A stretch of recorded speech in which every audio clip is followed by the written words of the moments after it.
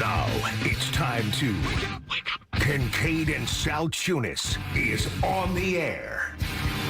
Broadcasting live on the Fanatic app and YouTube channel. Here are your hosts, John Kincade and Andrew Salciunas. 97.5 The Fanatic, Philadelphia. Yeah, I really didn't have to put together a show sheet for this one today. Yeah, today is it's more up my alley today than yours.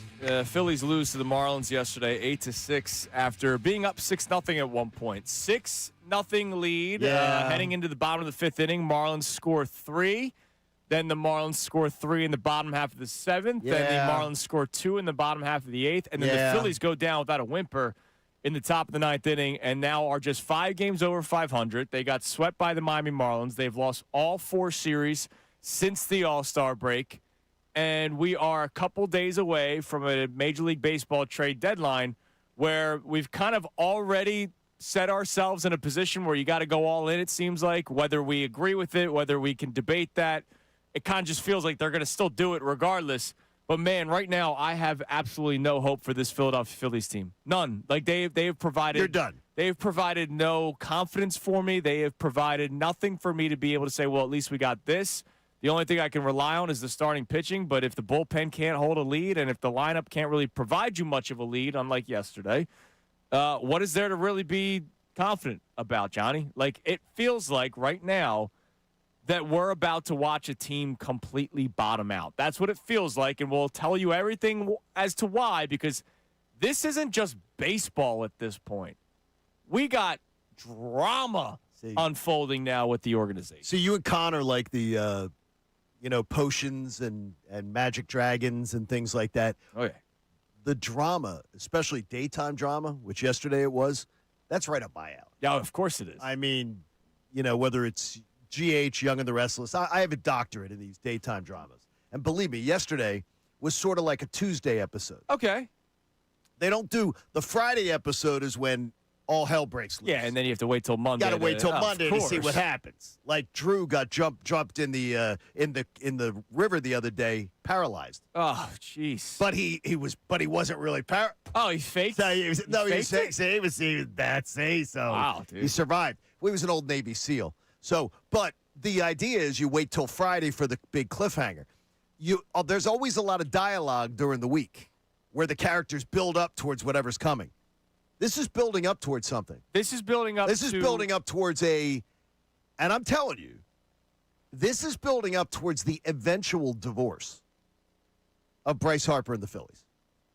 And I will be gone, and we will check back in because we will be always radio brethren. I'll check back in with you. Just remember, I told you that this is leading towards the divorce between Bryce Harper and the Philadelphia Phillies. So let's talk about the last 10 days. Because the last 10 days has been a whirlwind in Philadelphia. 10 days ago. That's one way to describe it. 10 days ago, Johnny, the Phillies beat the Los Angeles Dodgers game 1 of their series. And the next day, it's funny, you were on vacation. So I'm doing the show live from Bristol. And I come on the air, and I ask the question, like, did that win against the Dodgers sort of remind you? Like, hey, they can compete with the best team in baseball. The Dodgers are the best team in baseball. There is no debating that. If anybody is, you're just not paying attention. But does Dodgers it make are the you best feel team in good? baseball. Does it make you feel good that the Phillies won and competed, and they beat them with the bats and everything? And, the majority of our polls said yes, because, of course, we swing every day, right? We flip-flop every single day. Oh, they win, I'm happy. They lose, I'm angry, they suck. And so we were talking about that, but that was also the day where Connor came on the air and said, I'm not entirely sure that they even make the playoffs. And that thought hadn't even crossed my mind. So you did that, Connor, the Monday morning after that Dodger win, the big Dodger win on Sunday night. Game 1 of that series. And I was surprised. And we talked about That is a nice curveball. Yeah. I smelled this for weeks now. And you don't have a sense of smell. He doesn't. And Only with that's baseball. Impressive. So the Phillies beat the Dodgers game 1, and then Bryce Harper's on the podcast with Mookie Betts, and that podcast, he said the trade thing that nobody's disagreeing with, right? Like, I hope that we make moves at the trade deadline, and he talked about a back-end starter. He talked about another bat. He talked about the reliever. He also talked about the potential lockout. Right. And hey, we might not have baseball next year, so we need to be aggressive. What's another contract? What's another salary for the remainder of this season when this could be the last season for 2 years? And so he talks about that, but that's also when Which, by the way, is totally logical. This was getting lost yesterday in some of the discussion on the station. We all agree, 100%, totally logical, totally understand. Nobody is arguing with that opinion that makes sense. Right. By the way, we've all been saying it for years and now that the sense. Phillies need a right-handed bat, and they need more of this, they need more of that. Makes sense. And, of course, in that same podcast, he talked about how great it was to have Don Mattingly. Do you have that clip? All right, this was Bryce Harper. Again, 10 days ago, less than 2 weeks ago, this is Bryce Harper waxing poetically about his interim manager, Don Mattingly. What did someone like Donnie bring to you guys to help turn things around? Yeah, I think somebody that's played, that's done it, right? He did it in a big market too, and I think for him coming in, Gold Glover, runner-up MVP, playing in a big market in New York City, understands what it's like, fan base, media, all that kind of stuff. Somebody that's been in the batter's box too. When you have somebody that's done it, you can kind of relate to that, and he can relate to you as well. So it's not just somebody, saying something that's never been there or done that. So it's been really good. By the way, I'm so proud of you because people reached out to me and told me that you went off. Yeah. Because if you didn't go, did you go off and say how big of a D move that was by Bryce Harper? I did not. Yeah, of course. That was such a jackass move by Bryce Harper. Yeah. That was such an a-hole. He was such an a-hole doing that to Rob Thompson. That was such a cheap shot and so unnecessary. And I don't know why I should be surprised.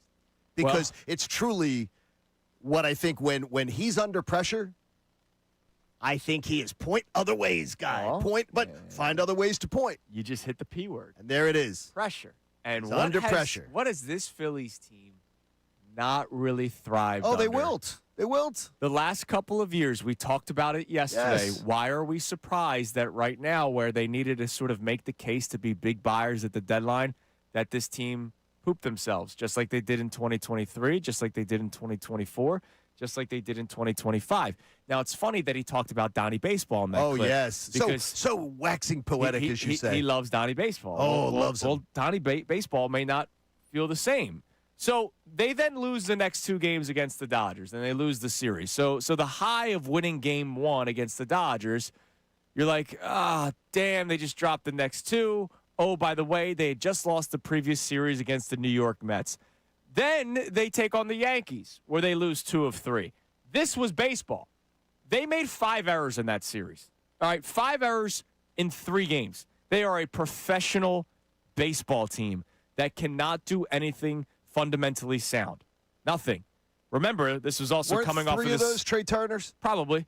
This was also coming off of the series against the Dodgers, where they had 2 monstrous base running mistakes that cost them games. Oh, so you mean they keep making the same base running mistakes that I've been harping on for, 6 years here? Yeah. Yeah. So this then goes to the next point, because we're talking about making trades. Well, are you making trades for baseball players that know how to play the sport, or are you just making the case, hey, we're not good enough, I need help around me, and it's not my fault? And that's what it sounds like Bryce Harper is doing. Then he gets swept by the Marlins. But during this series, we have more drama unfolding. This was Bryce Harper earlier in the series against the Miami Marlins, once again, for the second time in a week, making the public plea to make changes at the trade deadline. Yeah, I think we need some help.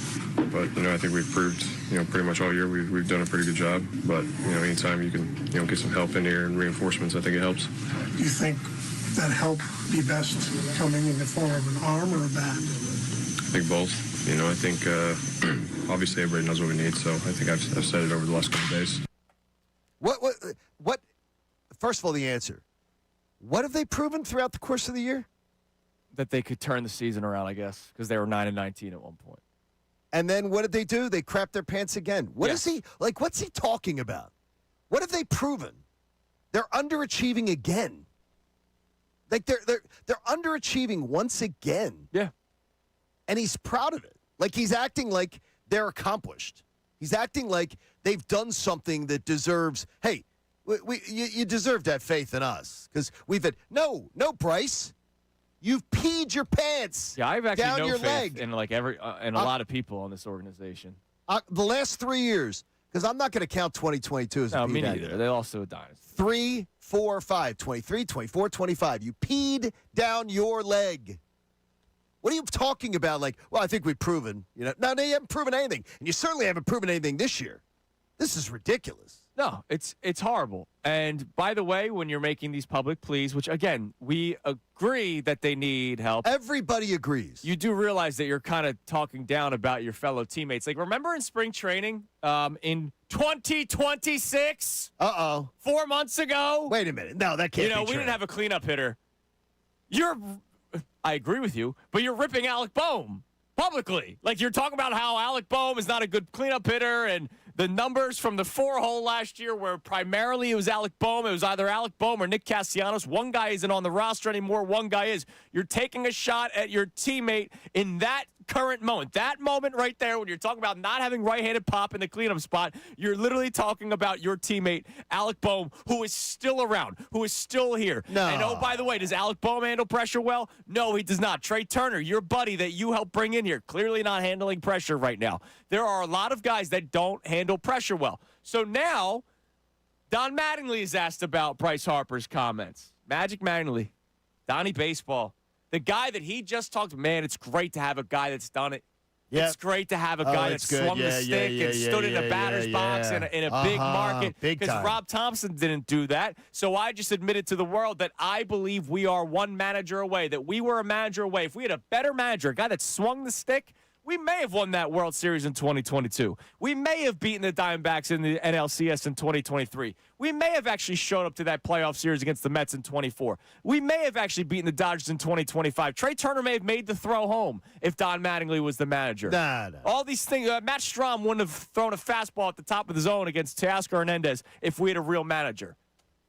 This was Don Mattingly responding to Bryce Harper. I sense Bryce thinking about it. I don't really sense anybody else thinking about it, honestly. And you've been through this. Guys want to be GMs, what you need, without a real understanding of where the organization is, exactly where its thing goes, not only this year, but moving forward. So, again, players like being GMs and making calls and spending other people's money. So I'll just let it go at that. So he basically just told Bryce Harper to shut up. Yeah, he told him shut up.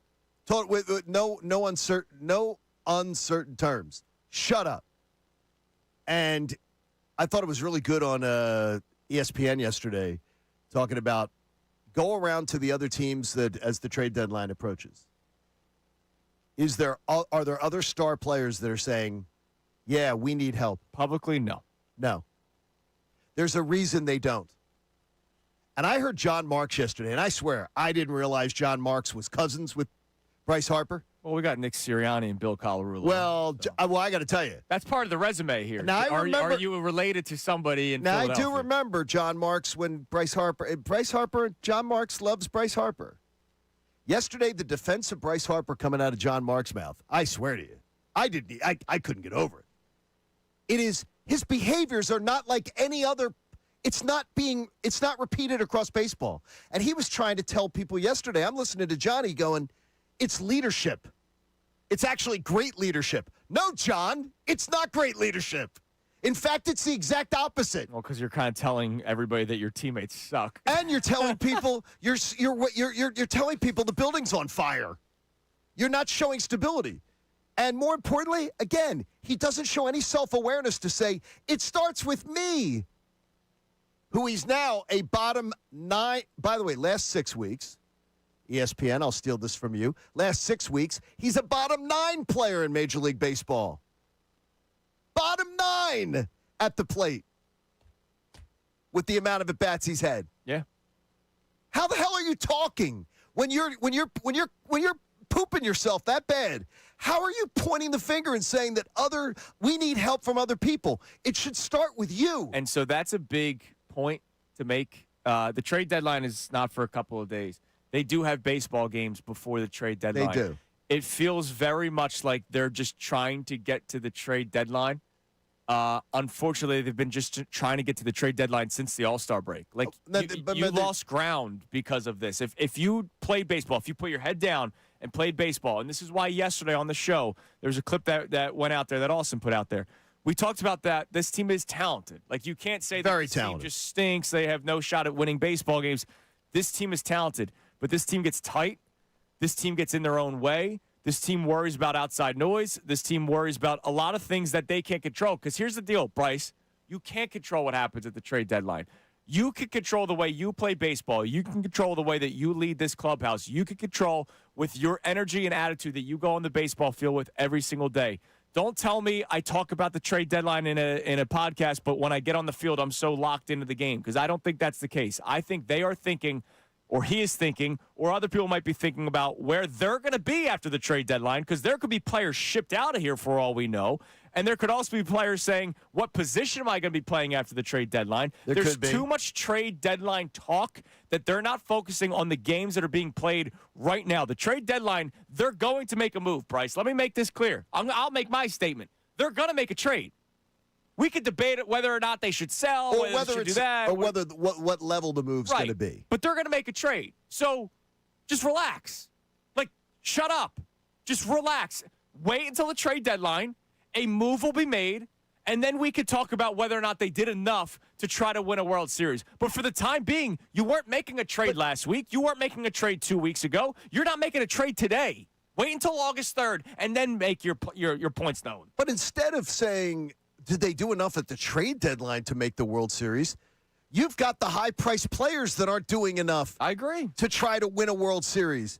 You don't have enough from Kyle Schwarber, Bryce Harper, JT freaking Real Muto, who should have a ski mask on payday.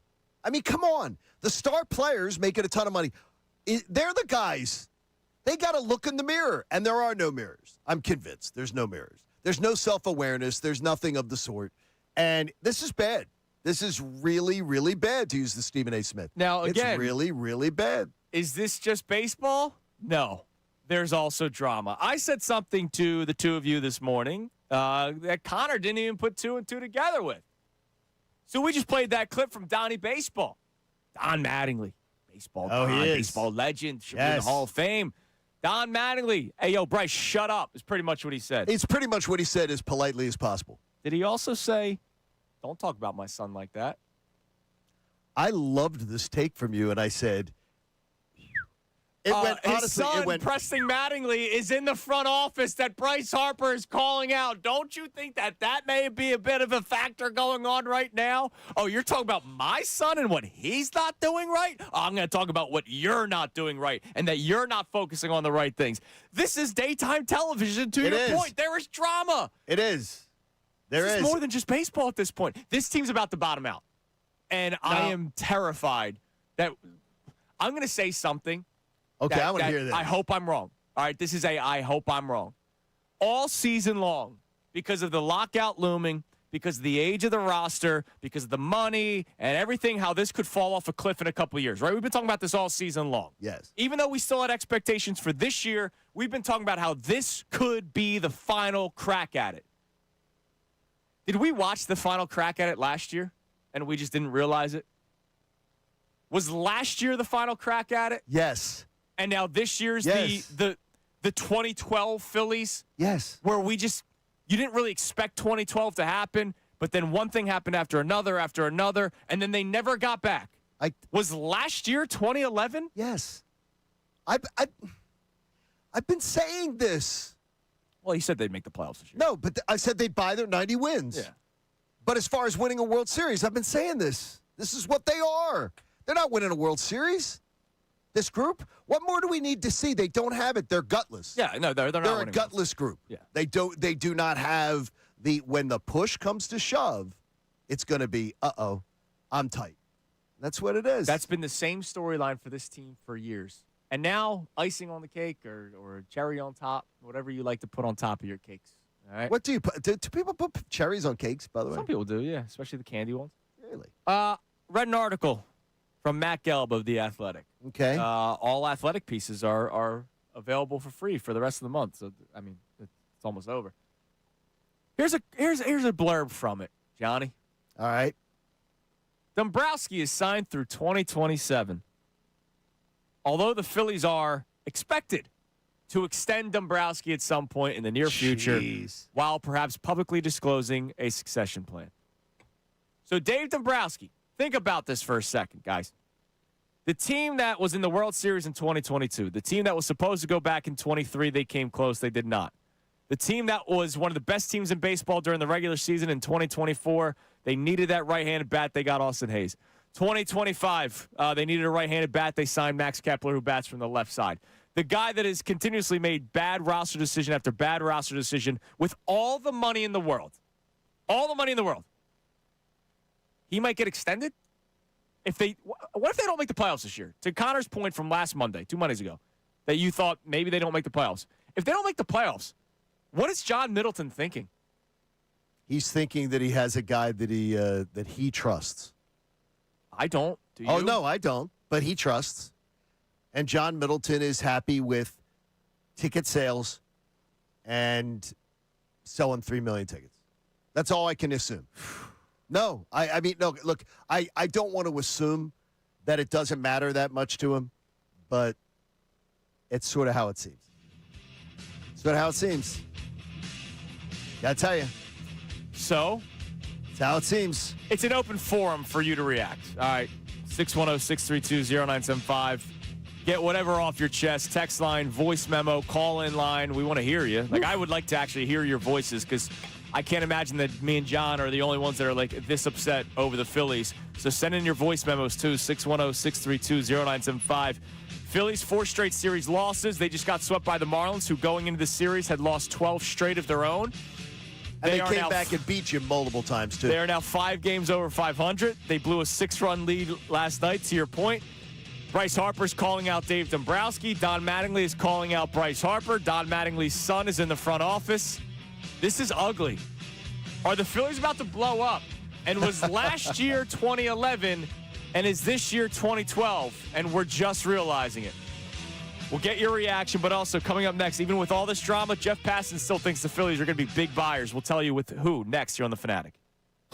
Now on 97.5 The Fanatic Sports Update. Bills swept in South Florida. I'm Connor Thomas, and the Phillies blew a 6-0 lead yesterday, leading to an 8-6 final, getting swept out of Miami in embarrassing fashion. They've now lost 7 of their last 8 and are in the final wildcard spot in the National League. To make matters worse, Don Mattingly responded to Bryce Harper's pleas for help at the deadline, saying players like being GMs and making calls and spending other people's money. So now we've got in-house drama. The trade deadline is 4 days away, as they clearly need help, both on and off the field.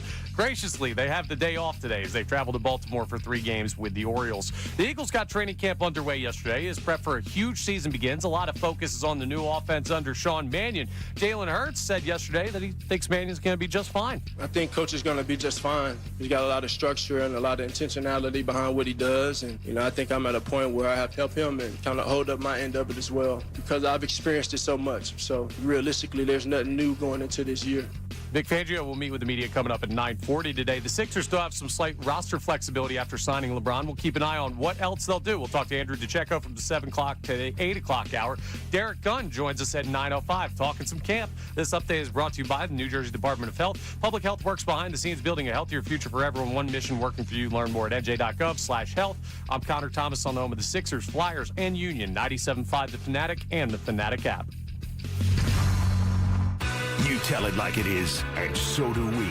Middays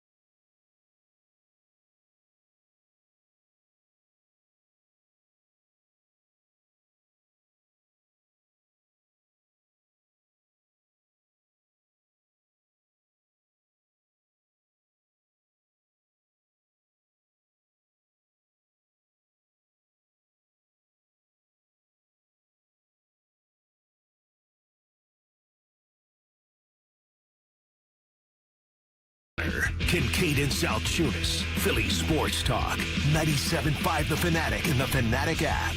This hour of Kincade Salciunas is presented by Bradford White Water Heaters. Bradford White, they're here for the pro. All right, are the Phillies on the verge of just completely bottoming out? Like they fall apart? Is this 2012? And we're living through it. It's the opposite of the line from The Office, but there is a line from The Office, John, one of my favorite shows of all time. My daughter is a huge fan, so I've seen. I was never an advocate of it. I was watching. It was like the final episode or second to last episode. I was not expecting to have a line make me cry when I was watching it. Really? And it's from Andy. He said, "I really wish somebody would tell you that you were in the good old days." Right? You always hear about the good old days. You wish you knew that you were living in the good old days so that you can enjoy it that much more. Well, the opposite is, are we living in the bad old days? Are we finding out right now, as we continue to go through life watching this Phillies team play baseball, are we watching the demise of the franchise with this current era? Is this 2012? We will look back, and Dave Dombrowski will not be looked upon fondly. He will not be looked upon fondly. He will not be looked upon. And again, living on his resume. And anybody who tells you, well, look what Dave Dombrowski did when he came here. Yes, they bought their playoff berths. Yeah, John Middleton opened up his wallet. That's what they did. And when teams buy, again, 94 wins, the amount of money the Phillies have spent, baseball, you get 94 wins for spending that money. And they've actually achieved less than that on average. Yeah. So that's what they did. Well, John Middleton spent money. Dave Dombrowski got credit for it. Like, wow. Like, is there anything Dave Dombrowski's done that you couldn't have done? No. No, maybe the trade for Duran. Sure. I would have traded everybody, though. But you could have thrown top of market money and fallen for a bluff that, oh, yeah, we believe Kyle Schwarber. We got to give him extra money and extra years because he's going to go to Baltimore. No, he wasn't. We could fall for it that you could have just decided to pay top of market money, extra years to JT Realmuto when he had no other suitors. You could have done stupid stuff like that. Yeah. Any one of our listeners could have. I could have. He's done nothing but just throw money at people. Could you have thrown top dollar at Trey Turner? Could have done that. And given him a stupid contract? Yes. It's ridiculous. It's just bad. Well, it's bad.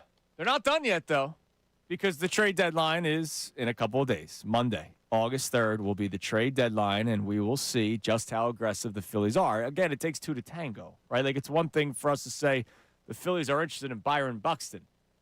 And then once again, yesterday on Middays with Marks, Bob Nightingale was like, yeah, Byron Buxton's not leaving, right? Like, it's just so funny that we're you didn't hear? Oh, you didn't hear? What? Byron Buxton went on the deal. Oh, did he? Yes. And the most shocking thing ever. Yeah. Yeah, exactly. There. Yeah. You want to trade me? Oh. Yeah. Oh, I'm sorry. I need to go on the DL. It's the IL these days. Well, I'm sorry. Show some respect. Yeah, I got to make sure to be politically correct, yes. Jeff Passan, despite everything that happened yesterday, despite blowing a 6-run lead, despite Don Mattingly basically telling Bryce Harper to shut up, despite Bryce Harper 2 days ago talking about needing trades and blah, blah, blah. Jeff Passan still, last night on SportsCenter, Phillies play in the afternoon, so everything happened. Here's Jeff Passan once again talking about a name that we talked about yesterday.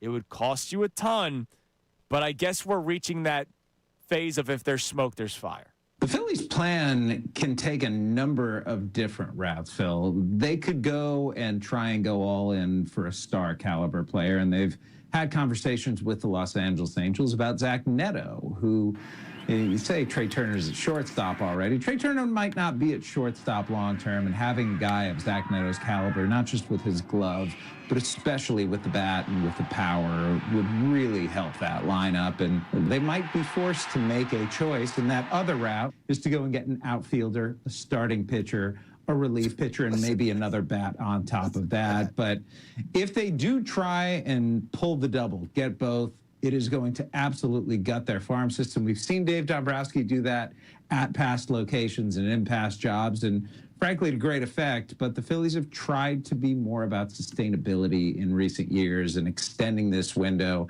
And that's what they're hoping to do here. They know they have elite starting pitching, and they want to build around that and see if they can make a playoff run like they did a few years ago. Their farm system stinks. Yeah. It's like it's unbelievable. Dude. It's like saying Dave Dombrowski is going to shop today at Nordstrom. And he's going to Nordstrom now. He only has $55 in his pocket. But he needs a suit. He needs new shoes. He needs a dress shirt. And he's getting ready for a wedding. He's not going to shop at Nordstrom. I don't get this. I don't even understand it. The idea. Anybody that is there's a Dave Dombrowski. It wouldn't shock me one bit if he gutted the farm system. Because he doesn't give a flip. Yeah, because he's going to leave in a couple of years. He'll leave in a couple of years, and unless the Phillies extend him. And when the Phillies are in purgatory for 3 or 4 years, and I don't believe in purgatory, by the way, as a Catholic, I don't believe in it. That he's going to ride off into the sunset. He'll be in Franklin, Tennessee, and you'll be sitting here going, "Wow, the Phillies suck." Yeah, with bad contracts. Do you think that as Dave Dombrowski had the greatest boss in the history of work? Well, we do. Here's all the money. Well, I mean, Scott hasn't offered me $300 million yet. Maybe. Not yet. I mean, your salary's coming off the books. I'm coming off the books. So maybe $300 million is coming my way. Hey, Connor, this is the time you make your move. Money's coming off the books tomorrow at 10 a.m. Dave Dombrowski has all the money in the world from his boss to do whatever. Forget baseball for a second. Hey, we want a new office. All right, here, whatever you want, man. Sure. Whatever you do, build the cubicles any way you want. You want a putting green in there, go for it. Do whatever you want. Dave Dombrowski's got all the money in the world. All right, I don't care about what farm system we have. Go ahead, trade them all away. Do whatever you want. Sure. Dave Dombrowski has gotten the green light to quite literally do whatever the hell he wants. And it doesn't matter if they win or lose. No. Because they tried. And no. He must have the greatest boss in the history of the world. The franchise has. So here's what Nerd Boy did yesterday, Dork. After I got in, I had a very emotional night, and I was like, just had time to kill. His franchise has gone up a minimum of 2.8% in value every single season. The franchise, John Middleton's franchise, has gone up a minimum of 2.8% in value every single year under the tenure of Dave Dombrowski. So he continues to just raise the franchise is worth more and more and more. Attendance has gone up under Dave Dombrowski because when you spend more, you win more. People come to games more. It has nothing more to do than that. Spend more money. Got make great more ballpark, money. all those things. That's all it is. We all love Citizens Bank. He's going to get the credit for this. He gets the credit for this. And so it just is like, oh, wow, look, we're winning. We got Dave Dombrowski and we're winning. We could absolutely train a chimp to do the moves that Dave Dombrowski has done in his tenure. That's not nice to say about Don's son. Well, we could train a chimp to do what Dave Dombrowski's done. Throw top-of-dollar money at big players that are going to be aged out by the time those contracts end. It's like he's playing like a computer game. It's terrible. Yep. All right, let's get some reaction to this. Davis Honda text line, 610-632-0975. We'll check the poll today as well. By the way, more on the Neto thing. If they trade for Zach Neto, there's legitimate debate. Not debate. There's reporters talking about, well, would he just go to second or would Trey Turner move? Why would you take Stott out of the lineup? Stott would go to third. That means that means Alec Bohm might go to first. That means Bryce Harper could go to the outfield, or Alec Bohm is traded, which I'd be okay with that. I would pop bottles. It's funny, right? Think about this for a second. Zach Neto is a very, very, very talented fielding shortstop. He is. Extremely. They might just move him to second for the rest of this season. Why? He can move to second. Why can he move to second? Because, as I've told you before, Trey Turner does not want to move. And they're literally catering to Trey Turner. I'm sorry, Trey. You stink at shortstop. You're not good at fielding. He's baseball. a freaking butcher. This isn't yips. This isn't anything. Like, you stink at shortstop. He's You're Edward not going to also Scissorhands. get better. Yes. Oh, my God. By the way, I've been saying that for 3 years. All right, what do we have on the text line there, Mr. Thomas? By the way, Connor's wearing the shirt. And it's been washed. If you've been following along, Connor breaks out this weird Phillies giveaway. Polo. Okay, it's a 6 shirt. Don't call it weird. Was it a giveaway? Yeah, it was. Yeah. Father's Day in No, but it's a pretty cool shirt. It's a nice shirt. But And, it needed to be laundered big time, and he got it laundered. Connor wears it whenever he feels like he needs to save the season, and he picked today to be the day to wear it. And as I promised yesterday, I said I would smell it to see if it was actually clean for you because you can't smell. And I would like to inform the people that there is no stank on that shirt right Clean now. shirt, baby. That'll last like a day. Is that a bad thing? A day. Yeah, It's probably. going to be like 96 today or something, isn't it? I sweat a little bit. Yeah. What do we got? Josh in Northeast Philly checks in, says, how can this fan base be expected to spend money on tickets or merch when they continue to play like the Bad News Bears? Now they're going to extend Dumbo. I'm done. Absolutely ridiculous. Here's why. Because you're going to keep on doing it. Because you're going to do it. And you know what? This is where I can't rip the texter because I'm one of the dopes. Yeah. I'm one of the dopes. I'm one of the sheep that causes this problem. Brother, the Flyers were one of the worst teams in hockey, and they were still selling out the arena for a couple of years. It finally took, like, literally them being the terrible. bottom of the bottom of the bottom of the barrel for fans to stop showing up. It did. And Phillies fans, look, it's a great time to go to the ballpark. You got the Fanatic launching hot dogs. It's a beautiful ballpark. Nice summer night. Like, you know, the memories that you're sharing, I think back to me and my dad want to go to a game this year. Like, my dad and I have not gone to a game this year. And so we were just on the phone yesterday. Hey, even though this really sucks right now, we still got to get to a game this year because it's not a season of baseball if me and my dad don't go to a game is it together. you and your dad, or is it you, your dad, and Coop? Probably just me and my dad. Okay, so you and your dad have a beers. Yeah. Okay, good. Yeah. Good. So, like, we still want to share that despite this team being an embarrassment because that's what we do around here, man. We do, and so we're part of the problem. Yeah. We're part of the problem, but we can't get it out of our system. We can't. No.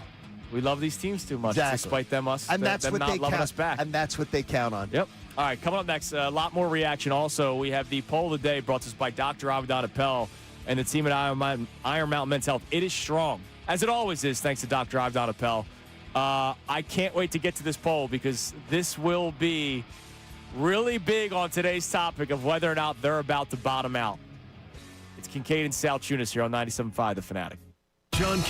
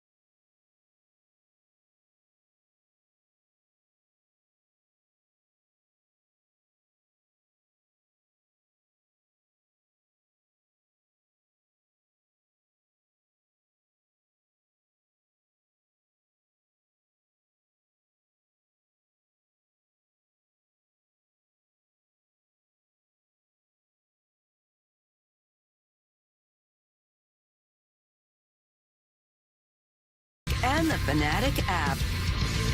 6:47 here on Kincade Salciunas, 97.5 the Fanatic. It's been years since I've heard that name. John K. telling me stories. Yeah, getting a little. Well, I can say it's on my own phone. Making friends with Bomani Jones yesterday, Connor. Oh, okay. Bomani not happy with me calling him out about the LeBron. He was doing his whole podcast thing about that LeBron doesn't want to live in Philly, and that it's causing problems here, and that this is going to be a real problem with the fan base. Honestly, and everybody's. I haven't had a chance to say this, upset because I offered not only my couch, but my new golf simulator, and LeBron has shunned me. Yeah, you're right, dude. I said, you do have a case. I laughed because I said, Bomani, make a phone call. And it was weird because I know Bomani had my number. I'm like, make a phone call, do like 10 minutes of research. This has not been talked about. We have not taken one call on our show. No. I don't think Middays with Marks has.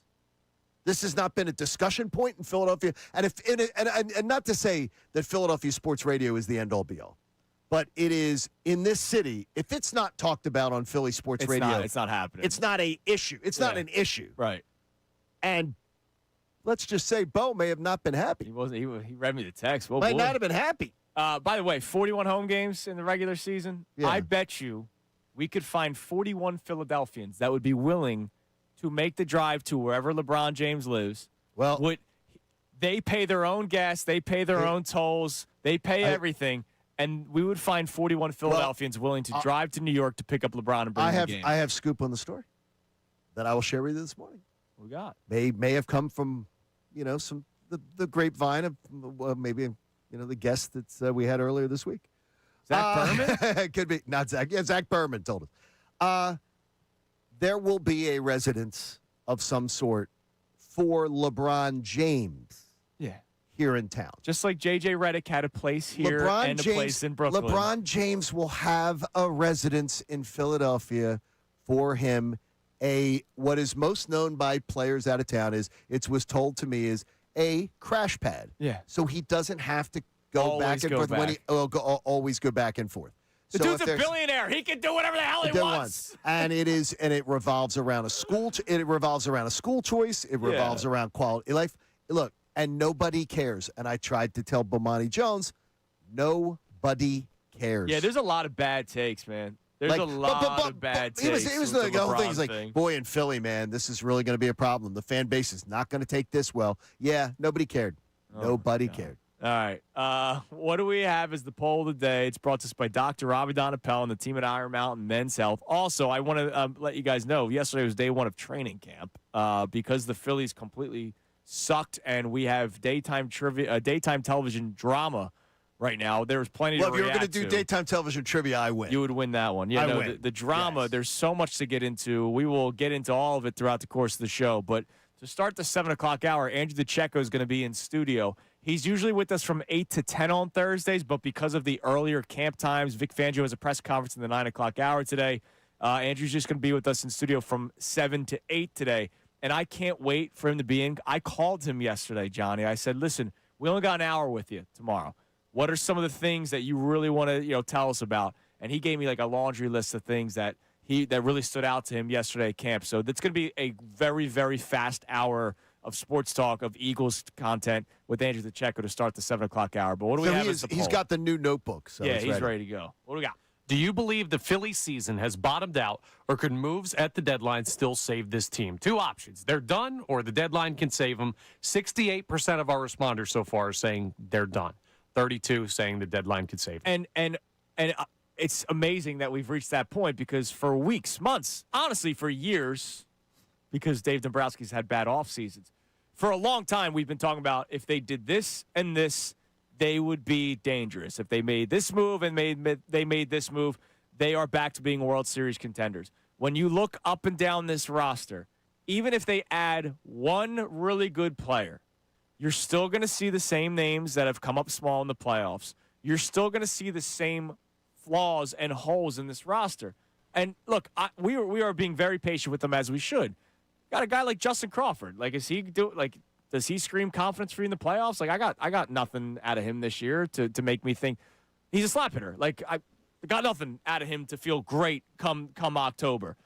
Brandon Marsh is looking like the Brandon Marsh of old right now. Unless he turns things around, I have no confidence there at this given moment.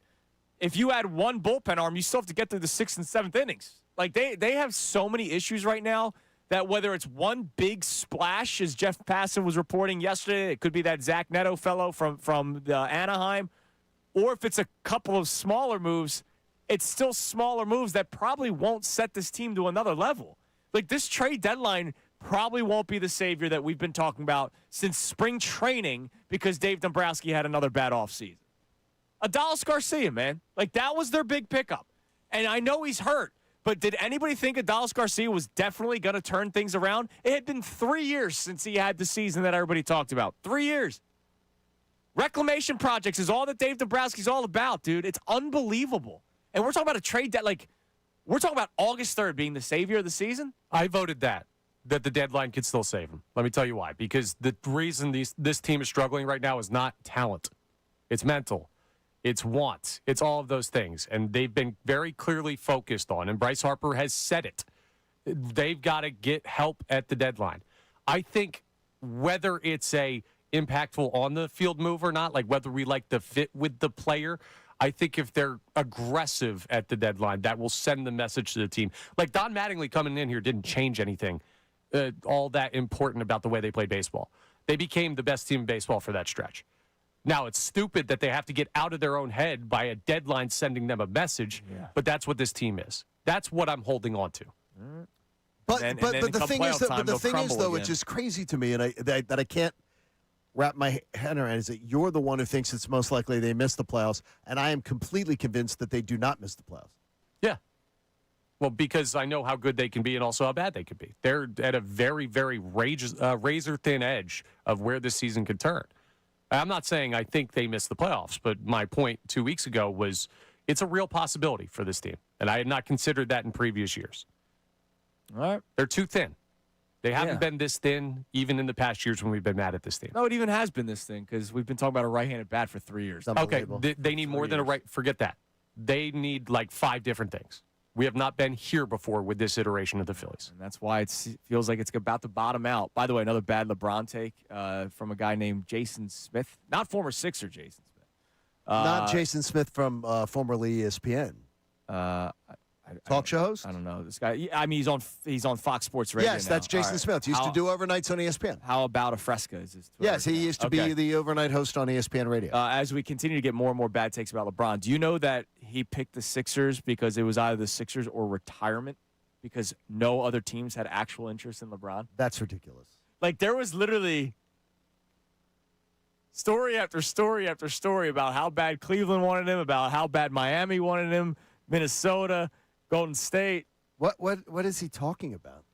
Quote, it was either the 76ers or retirement. I don't think many teams had actual interest in LeBron. Okay, I'm friends with Jason. I didn't even see that. So Jason bad and tweet. Bomani can hang out. Okay, I'm going to send him one right now, and I'm going to just now I'll get on Jason's bad side, but he won't send me that nasty. He won't send me a nasty thing. Like, what are like? I get it. Like, we're in a take society. Do we have to be though? Oh my gosh, like that's stupid. All right, coming up next, Andrew Pacheco in studio with us for the entire 7 o'clock hour. New look offense after day 1 of camp. More future paydays for the Eagles. His thoughts on the Jalen Carter contract. Also, I have a question that we'll all discuss because I think the Eagles are doing something right now that I absolutely love. I hated something that they were buying into last year. I think it was the wrong message. There seems to be a message that they're buying into this year. You guys let me know if I'm smoking something. Kincade Salciunas, 97.5 The Fanatic. Now on 97.5 The Fanatic Sports Update. A nightmare series in Miami. I'm Connor Thomas, and that's what the Phillies had over the past couple of days. They blew a 6-0 lead yesterday to lose 8-6 in the final game down there. Got swept out of Miami. It's as embarrassing as it's been for the Phillies all season. They've now lost 7 of their last 8. They're barely in the final wild card spot in the National League. And to make matters worse, it's not just on the field. Don Mattingly responded to Bryce Harper's pleas for help at the deadline yesterday, saying players like being GMs and making calls and spending other people's money. So it feels like a very contentious relationship between the manager and one of your stars. The trade deadline is Monday, 4 days away. they need a lot of help. They graciously have the day off today as they travel to Baltimore for 3 games with the Orioles. The Eagles got training camp underway yesterday as prep for a huge season begins. A lot of focus is on the new offense under Sean Mannion. We're going to talk to Andrew DeCecco about that coming up next. He's with us from 7 to 8 a.m. Howie Roseman talked about the roster a little bit more. It's never truly set. The roster is always a work in progress. You know, every day we're coming in, we're trying to find ways to get better, communicating with every team in the league to try to find fits, to see if there's opportunities to make ourselves better. And so it's certainly incomplete at this time. Vic Fangio meets with the media at 9:40 today. This update is brought to you by Family Company Jewelers in Marlton. No pressure, no commission shopping with every price clearly displayed. No haggling, just real value from a family-owned business on Route 70 or shop online at FamilyJewelers.com, South Jersey's diamond destination. I'm Connor Thomas for the home of the Sixers, Flyers, and Union. 97.5 The Fanatic and the Fanatic app. Unfiltered with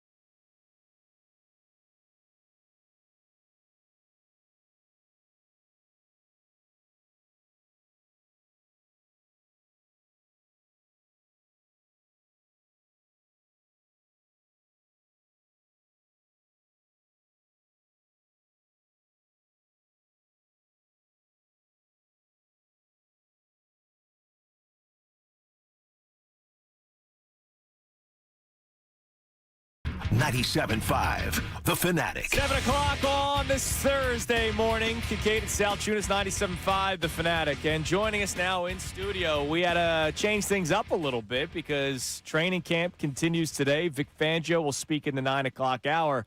So our Eagles insider from InsideTheBirds.com and also here 97.5 The Fanatic. Our man Andrew DeCecco needs to get down there. But that doesn't mean he didn't want to still stop by and hang out with us today. So for the entire 7 o'clock hour, Andrew DeCecco with us. What's up, brother? Good morning. Yeah, you never know how 76 traffic is, so yes. I want to err on the side of caution, but it's great to be with you guys. A lot to get into, of course. Dude, plenty. And we'll get your thoughts on the Phillies because I know you're chomping at the bit to talk about the drama. We have daytime television drama right now with the Phillies. But, man, yesterday was day one of training camp, and I called you yesterday. I was like, dude, we only got you for an hour, so I need to know, like, what are we getting into here? And the offense is obviously going to be on top of mind for many people because it's new again, but it also seems to actually be heading in a different direction with Sean Mannion. So I know they're in shells. I know they're not tackling. I know they're not. It was day one of training camp. They weren't going completely all out, but Jalen talked about it. Sounded like he was comfortable, and there were some videos about some different looks for the Eagles. So what were some of your takeaways with Jalen Hurts and the Eagles offense led by Sean Mannion? Yeah, well, with the Jalen Carter extension already done, that eliminates one prominent storyline, but the next most prominent will be how this new offense is ultimately going to look. And, yes, you outlined it very well. It's just one practice, but you can certainly see a lot of the new elements that Sean Mannion's bringing in. And there's a lot of under-center play action, a lot of motion, a lot of middle-of-the-field throws, Andrew. So that should be really encouraging to hear if you're an Eagles fan listening, because it's not going to look like the offense that you saw the past couple of years. And Jalen looked pretty comfortable through one day, and he was throwing the ball with touch and accuracy, a lot of middle-of-the-field throws, one in particular to Darius Cooper, who made a nice one. He sort of slipped behind Cooper DeJean, made a diving reception.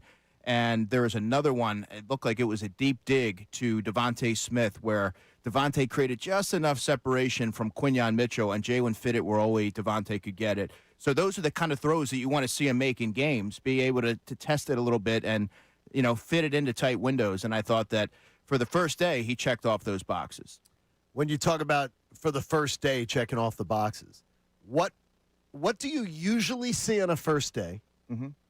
Did anything look different yesterday on a first day as far as the amount that you got to see, the speed with which they worked, the depth with which you got to see the playbook?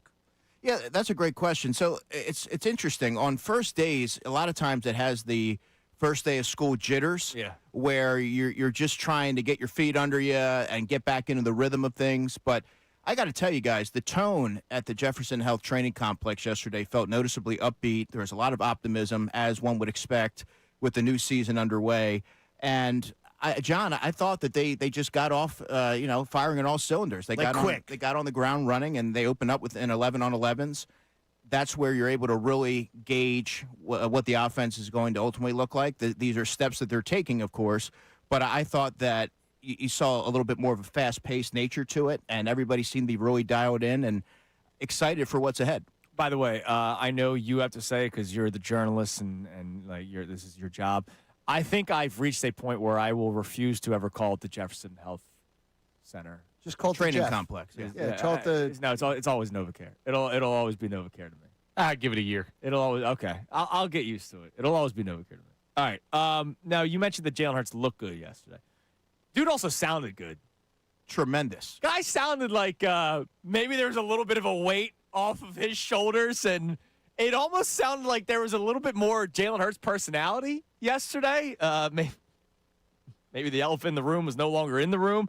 But before we get deeper into that, here was Jalen Hurts talking about day one of Sean Mannion. Yeah, I think Coach is going to be just fine. He's got a lot of structure and a lot of intentionality behind what he does. And, I think I'm at a point where I have to help him and be of not influence, not, somewhat service, but kind of hold up my end of it as well, because I've experienced it so much. So, that's all I've experienced. So I think realistically there's nothing new going into this year. So my question for you, Andrew, again, you were down there.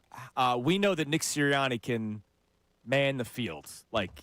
This is what we're doing next. This is what we're doing next. How was Sean Mannion, his first day of training camp in front of a bunch of players? How was he sort of owning the field during his time as coaching?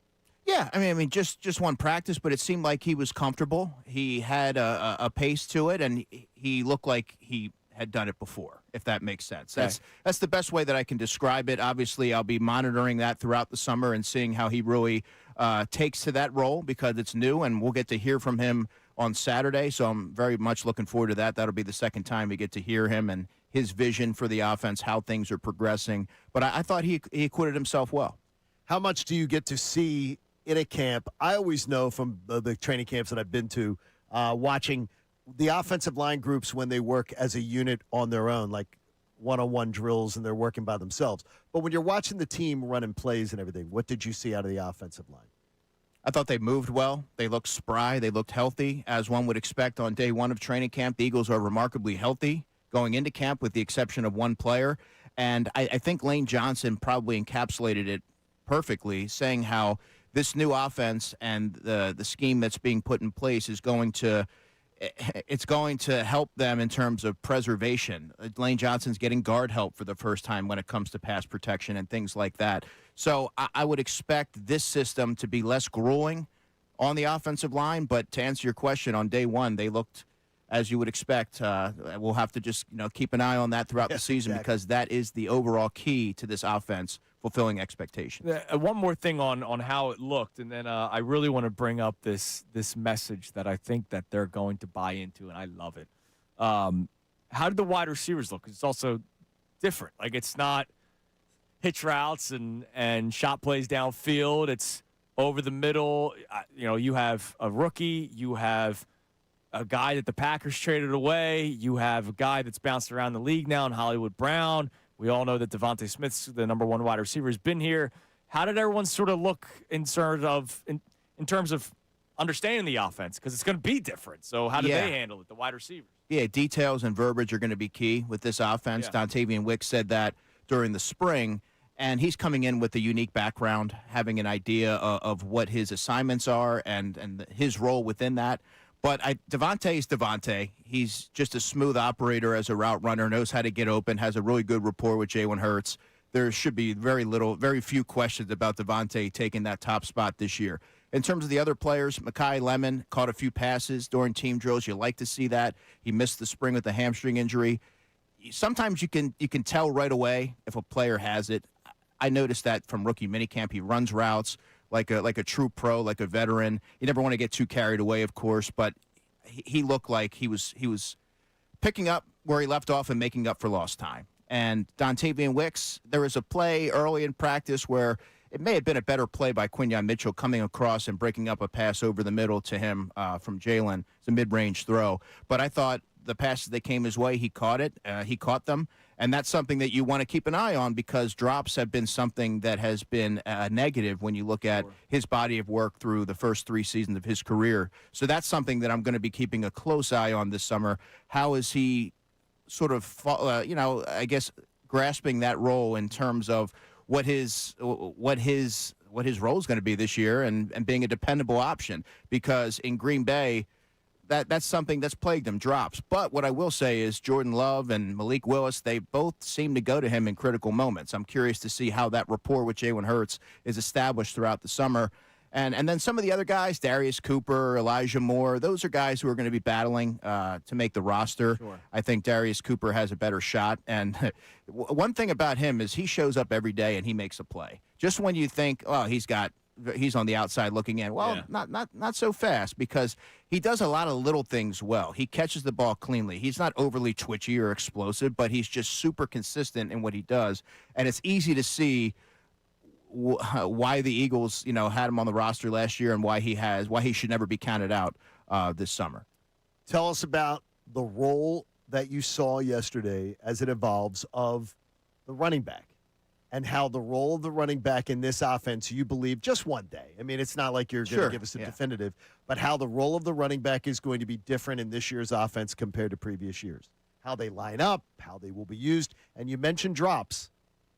Do you believe the running back will be prominent in the passing game? Yeah, that's something I have to see in the regular season, before I believe it, because I've been duped before, John. Yes. But I have seen the running backs catch the football quite a bit in the spring, and of course yesterday as well. That is something that I am curious to see how that manifests, because in this offense where it's timing based, the ball has to get out quickly.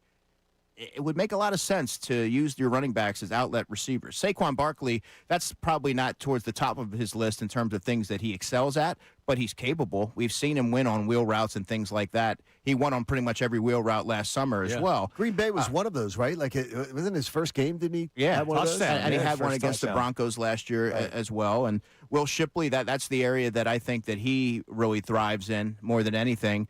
Tank Bigsby is a super fun player to watch, John, because he always goes 100 miles an hour. I think he's primed to be a training camp star.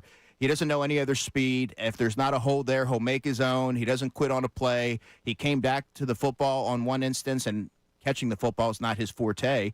I think that's going to be something that you can lean into. And with this offense, with the wide zone, you're going to see a vision's going to have to come into play here. And you're getting the offensive line that's making the defense cover so much ground, and they're stretching them, and they're using their athleticism to get to the second level. And I think that should really cater to the strengths of all three of the running backs. This is going to be the fastest hour ever in sports. Oh, my gosh. And flying all through no it. notes, by the way. You're the best. Unlike Dr. Fauci, he hasn't taken the fifth once. Now, he's answering everything. He's answering everything. Speaking of leaning Without into notes. something. It's my last day working with you, John. Oh, don't even tell me that. Don't tell me that. You mentioned Jalen Hurts, or you mentioned leaning into things. So there's something that Jalen Hurts said yesterday, and I wonder, am I reading into something a little bit too much? So let's go back to 2025. We just talked about this the other day. I hated the. Wait, we won the Super Bowl? Oh, it's banner night. Oh, I didn't even know. That was a different team. That team's dead, blah, blah, blah. Like, I hated that they leaned into this, like, that was last year. This is this year. I wanted them to own it. Like, yeah, you guys are the freaking Super Bowl champs, and you're really good still. Like, you're still a really good team. The Chiefs painted a giant crown in their locker room over the door. Freaking own it. All right, own it. And they didn't, and it was a mess last year. So this was Jalen Hurts talking about the messaging from Nick Sirianni, because the team met the day before. Yesterday was day one of practice, but they arrived and they met the day before, and they asked Jalen Hurts sort of what the messaging was from Nick Sirianni. Take a listen to what Jalen Hurts had to say, and then I'm going to ask you guys a question. Well, I think that's something that, honestly, it starts from Coach Sirianni and his messaging. His first words in yesterday's team meeting was about being together and being aligned. And when I was taking notes of it, I just, thought about 100% alignment and zero entitlement. And so as a team, that's what everybody's pushing. I talked to Saquon, and he's talking about just us being disciplined and us going out there and fighting for one another and executing. So, that's a bigger picture standpoint. And, I think Coach Sirianni is starting with him, obviously. But we just want to take it a day at a time and being able to onboard everything we're doing and continue to deposit daily. All right. And then here's Jordan Mailata. After practice yesterday, up in Adams with Kay Adams, talking about things that are different this year. I think it's every year, we always want to be a better version of ourselves the last year, and that was a big difference. Just the way he came into the building was different. His attentiveness in meetings was the way he spoke in the meetings was amazing. Was different. And then even the way he drilled out there was different. He stayed back almost every day to do drills with the wide receivers. And, I think a lot of that has to do with the change in the building. But, you can either stay the same or change. And, that's what we all have to do. But it was just amazing seeing, QB1 do it and leading from the front and seeing that this change is good for us. Are they going to lean into the post-A.J. Brown era? Yes. I love it. I hated last year. I hated leaning into we didn't win the Super Bowl. That team won the Super Bowl. It was a different team. It might sound petty, but A.J. Brown was petty. And we could talk about how he's a great team and everyone loves him, blah, blah, blah, blah. We could do all that stuff, right? We did that about Brett Brown. He wasn't a good basketball coach. The Eagles, it seems like, are leaning into, from day one, the together, the no entitlement. Let's all be aligned. Let's all be one. Let's all go striving for the same goal, and that's winning regardless of the cost. Do you think they're going to lean into that? Well, they don't have any other choice. If you want to get to where you ultimately want to go, you have to embrace it. You have to embrace the change and the newness that comes with it. And I also think that there's no age that you've sort of, you check off all the boxes as a leader. I think Jalen's a constant, there's constant evolution with him. Sure. And he's really growing into his role, and as a leader in particular, you look at what he did with the skill players in Florida before training camp and really getting that one-on-one time and establishing the timing. This is all new to him, and he wants to take full advantage of this opportunity, and so does the whole team. And that kind of it coincides with what I was telling you guys about the vibes that I felt, and I don't really like that word, but I'll say the tone that was very palpable at the Jefferson Health Training Complex yesterday. It just feels like the dawning of a new era, and it seems like they're really ready to embrace the newness. The elephant's in a new room. Yeah, maybe you get 11 guys all pushing in one direction and not one guy out for himself, and or one guy that can suck the air out of the room because he has to constantly be cajoled. no matter how talented he is. And no matter how everybody loves him. And how much you love a guy. Things. But the coworker energy can be different. But it does appear, I mean, just from the answers, watching the answers last night on NBC Sports Philadelphia. I mean, you heard Jalen's laughing. voice. Who was that man? And by the way, talking? he was smiling. He was smiling and laughing, and he looked different. He looked a little different. And he's probably been challenged to change his game a little bit. And I think when you are challenged, and sometimes when you're getting out of your comfort zone, and this really applies to life as well, sometimes you embrace that with a different mentality where it's exciting because it's new, because you have something different that you need to tackle in order to be successful. And he's someone that has never shied away from a challenge, and the team goes as Jalen Hurts goes. And I want to add this very quickly, guys, about Nick Sirianni. That's one of the things that I think isn't fully appreciated, his ability to be that tone setter and make sure that everyone's swimming in the right direction and trying to establish that from day one and keep all the components together so that they can achieve that common goal. I'm going to readjust the prediction. What? You're not going to be here. Okay, I can still know about your predictions. I'm still going to follow you. I'm not unfollowing you tomorrow. I do believe they're going to follow me. I might. It depends on how nice you are. I do believe there might actually be something during the joint practice.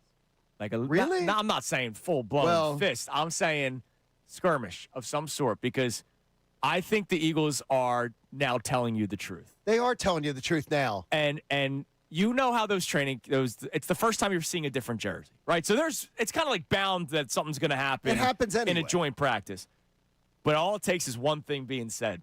Like in a skirmish. You messed us up last year. Are you happy now? Are you happy? Are you happy? Do we have to? Well, I think I'm just saying. I'm readjusting my take. I think there might be a skirmish. I think there'll be some banter, but you got to remember Quinyon Mitchell and Cooper DeJean are close with A.J. Brown. So if you're looking at wide receiver and defensive backs, I don't necessarily see that happening. But inevitably, in joint practices, things do tend to get a little chippy. I was there in 2024 where just on a kick return, I think it was a hot day out, but Kenny Gainwell was hit out of bounds a little late. The Eagles took exception. All of a sudden, there was a meeting of the minds at midfield, and it quickly got, it was quickly broken up. But those things tend to happen when you're finally getting to compete against a different team, a different jersey, and you look at the temperatures, that factors into the mix. But I don't think it'll have anything to do with AJ. I will tell you. I'm saying somebody might say something. I'm going to tell you right now. I guarantee, with a capital G, that there will be chirping about A.J. Brown from the offensive lineman. There will be, if anything comes of it. You happy now? There will be chirping of the offensive lineman, just, sideline chirping, things like that. I think there's a different, but they're a different animal altogether anyway, offensive linemen.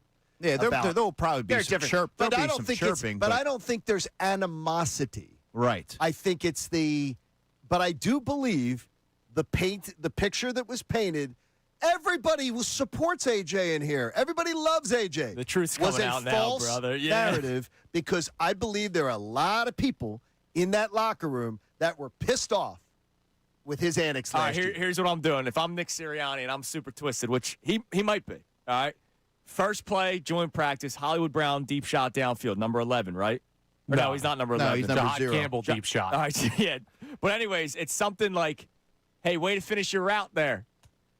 And then, because that's been talked about with A.J. Brown. I think they're finally telling you the truth, that they were sick and tired of his crap last year, man. No more. They were sick and tired. Week 4, he's demanding a trade when they're 4-0. I think we're getting the truth from the Eagles.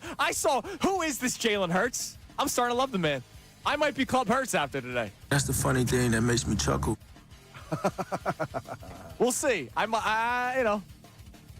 getting the itch. Join the club. All right, coming up next. We focus on the rest of practice because there's some position battles, and there are some players you hope take another step forward. How did some of the new faces look? And you and I, when we were on the phone yesterday, you talked about a player that you think is going to break out. And I was like, dude, let's go, man, because we need it.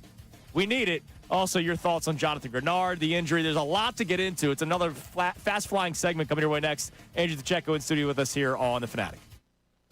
Now on 97.5 The Fanatic Sports Update. The Phillies' problems continue. I'm Connor Thomas. The Phillies blew a 6-0 lead to get beat 8-6, swept out of Miami, embarrassing fashion. Their losing streak is now at 3 games, but they've lost 7 of their last 8 and are barely in the final wildcard spot in the National League. Off the field, well, things aren't much better. Don Mattingly, manager, responded to Bryce Harper's pleas for help at the deadline, saying the players like being GMs and making calls and spending other people's money. It's not good anywhere for the Phillies right now. The trade deadline's 4 days away. They clearly need help, and thank goodness they have the day off today as they travel to Baltimore for 3 games with the Orioles. The Eagles got training camp underway yesterday as prep for a huge season begins. A lot of focus on the new offense under Sean Mannion. Jalen Hurts talked about Mannion yesterday. I think Coach is going to be just fine. He's got a lot of structure and a lot of intentionality behind what he does, and I think I'm at a point where I have to help him and kind of hold up my end of it as well because I've experienced it so much. So realistically, there's nothing new going into this year. Vic Fangio meets with the media at 9:40 this morning. The Sixers still have some slight roster flexibility after signing LeBron James. We'll keep an eye on what else they can do. Andrew DeCecco's with us for the rest of the 7 o'clock hour. Derek Gunn joins us at 9:05. This update is brought to you by the New Jersey Department of Health. Public Health works behind the scenes, building a healthier future for everyone. One mission working for you. Learn more at nj.gov/health. I'm Connor Thomas for the home of the Sixers, Flyers, and Union. 97.5 The Fanatic and the Fanatic app.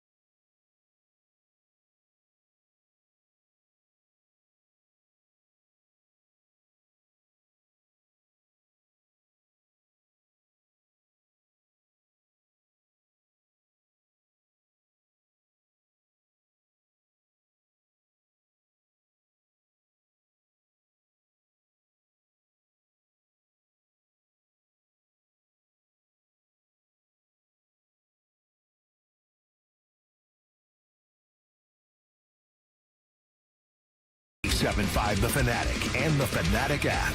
7 a.m. hours brought to you by the BetParks online casino and sportsbook app. Live bet sports on the BetParks app. Play all your favorite casino games. There's always another way to win on the BetParks online casino and sportsbook. Got to be 21 in Pennsylvania, Jersey, or Maryland. Gambling problem? Call 1-800-GAMBLER. Yeah, we're here. It's Kincade Salciunas, 97.5 The Fanatic. Andrew DeCecco in studio with us for this hour, and this hour only. It's the fastest hour in sports talk radio history with what we're doing with all this Eagles content. That's what they say. Damn right. And you were at camp yesterday. I saw your videos making the rounds. You were being attributed to those videos, at least this time. Some people don't do that. Some of the content stealers. Oh, that's great. Yeah, I don't really pay attention, but that's good to know. The aggregators. I saw Sports Illustrated, and then they did the Andrew DeCecco. They credited your video. That's so excellent. Cool. I'm glad. Maybe Jeff Kerr had something to do with that. He who takes knows? care of things. Well, Jeff accredits his stuff. So. Damn right. All right, so some other takeaways from yesterday's training camp. We talked a lot about the Eagles' offense in the last segment, and just sort of the messaging. It seems like they're owning and just leaning into this anti-post A.J. Brown thing, like we're all in this together, which I love. I'm glad. It's a storyline that I'll be following all season long. But there was other stuff that you took away from yesterday, and one of the things that you said to me over the phone, I'll let you do the talking, but you were talking about a player, and it's amazing because weeks ago you wrote an article where you did the breakout player, offense, defense, and special teams. Thanks for reading it, by the way. You're welcome. Always nice to do that. And yesterday, the player that you had on defense was the player that really stood out to you yesterday. Let the people know.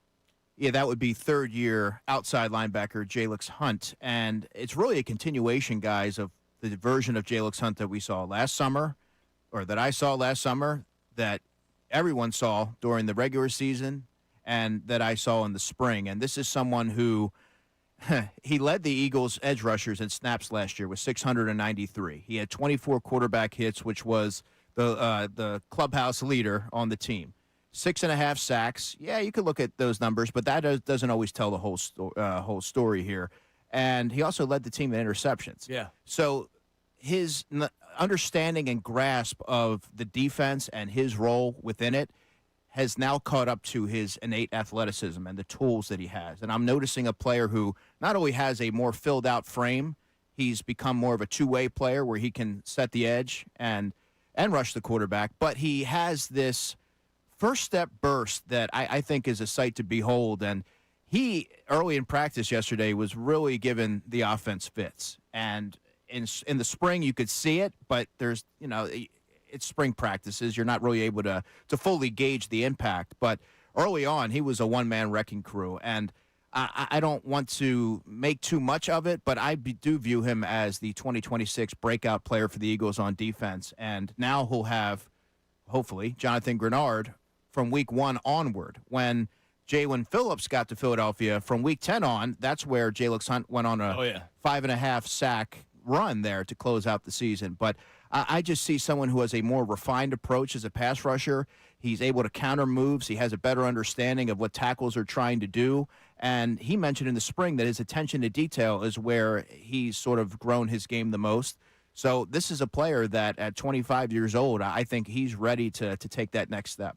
Do you believe when you're watching a team in training camp that you can learn more watching a team in camp about their offense or their defense? Which is more towards real life what you see? Do you actually learn more real life results? The defense, I think, defense. In this case, because offensively, they really open things up when you get to the regular season. That's why it's so hard to fully assess or accurately assess what the offense is ultimately going to look like, because that's what the fall is for. So, and they're not going to show anything in the preseason. But defensively, especially with this iteration of the Eagles, you know what you're getting. You have a nucleus of players who are now entering their third year together. You have an idea of who those players are and their ceilings, and you know the defense, what it's going to look like under Vic Fangio. So I think you have a better understanding of what the defense is going to be able to do and what there's going to be carryover there. All right, I know everybody wants to know about it. Uar Bernard. He's like the guy that everybody is fascinated by. He might not play it down for all we know. But everybody wants to know. Well, I mean, because you look at him, you're like, oh, my God, it's Myles Garrett. Like, yeah. This guy's a freak. So what did you see? I know it was funny. In spring practices, somebody was helping him with his helmet. Like, it was like little things that he's learning about a sport of football. And, of course, our minds are all going to go to the same place. Like, we just saw a guy that never played football before become one of the best left tackles in the National Football League. That's an extreme case. Yeah. Extreme case. So I don't want to ever set that bar for anybody. But what did you see day one of Uar Bernard? Was he a guy that looked like he belonged? Was he a guy that looks like he still has a long road ahead of him? What'd you get? Yeah, the latter. He has a long road ahead of him, and that's to be expected. But, man, what a specimen. And when, I'll have to show you a photo that I took when he was going through warm-ups, and to give you an accurate depiction of how just monstrous this guy is. But, I mean, yeah, he worked with the developmental, during the developmental period at the end of practice, and there was a moment where there was a linebacker, behind him that kind of tapped him to move over a little bit to align. That's something that I caught. But this is all new to him. Yeah. And that's why when I put together my 53-man roster before training camp, I had him on the 53, because if you're on the 53, you can practice throughout the year. And what does he need more than anything? Reps, practice, being able to work through some of those sticking points. And I think that he has a really good support system in the organization in general, but also in defensive line coach Clint Hurt, who's going to ensure that he does everything possible to fulfill his potential. And it's going to be a work in progress. It's something that's going to be talked about a little bit further down the road. But just the fact that he's out there and he's getting these reps, I mean, it's incredibly meaningful to his development and just a great story. What do you think is the easiest or not easiest, shortest learning curve on the defensive side of the ball for a position group? I would probably say defensive tackle. Just because of the instinctive nature of it? Yes, with pass rush, you have to really dial in with the technique, and that's not to say that you don't as an interior defensive lineman, but secondary is a completely different beast in itself, and I think on the defensive side, if I had to pick a position, it would be defensive tackle, and the Eagles happen to employ, in my estimation, the best defensive line coach in the NFL. If you look at his track record of player development and just getting the most out of his group, that's a draft pick that if you go back to the draft call, Clint Hurt said, I believe in myself and I believe in the player. So that speaks volumes there, that he knows that he's going to do everything possible to see this through. Now, you mentioned the defensive line. Jalen Carter got the big contract. So that storyline, you said it in your sort of opening remarks, that storyline goes away for training camp. But it does lead to thoughts of the future. You have Jordan Davis locked up. You just paid Jalen Carter a boatload of money.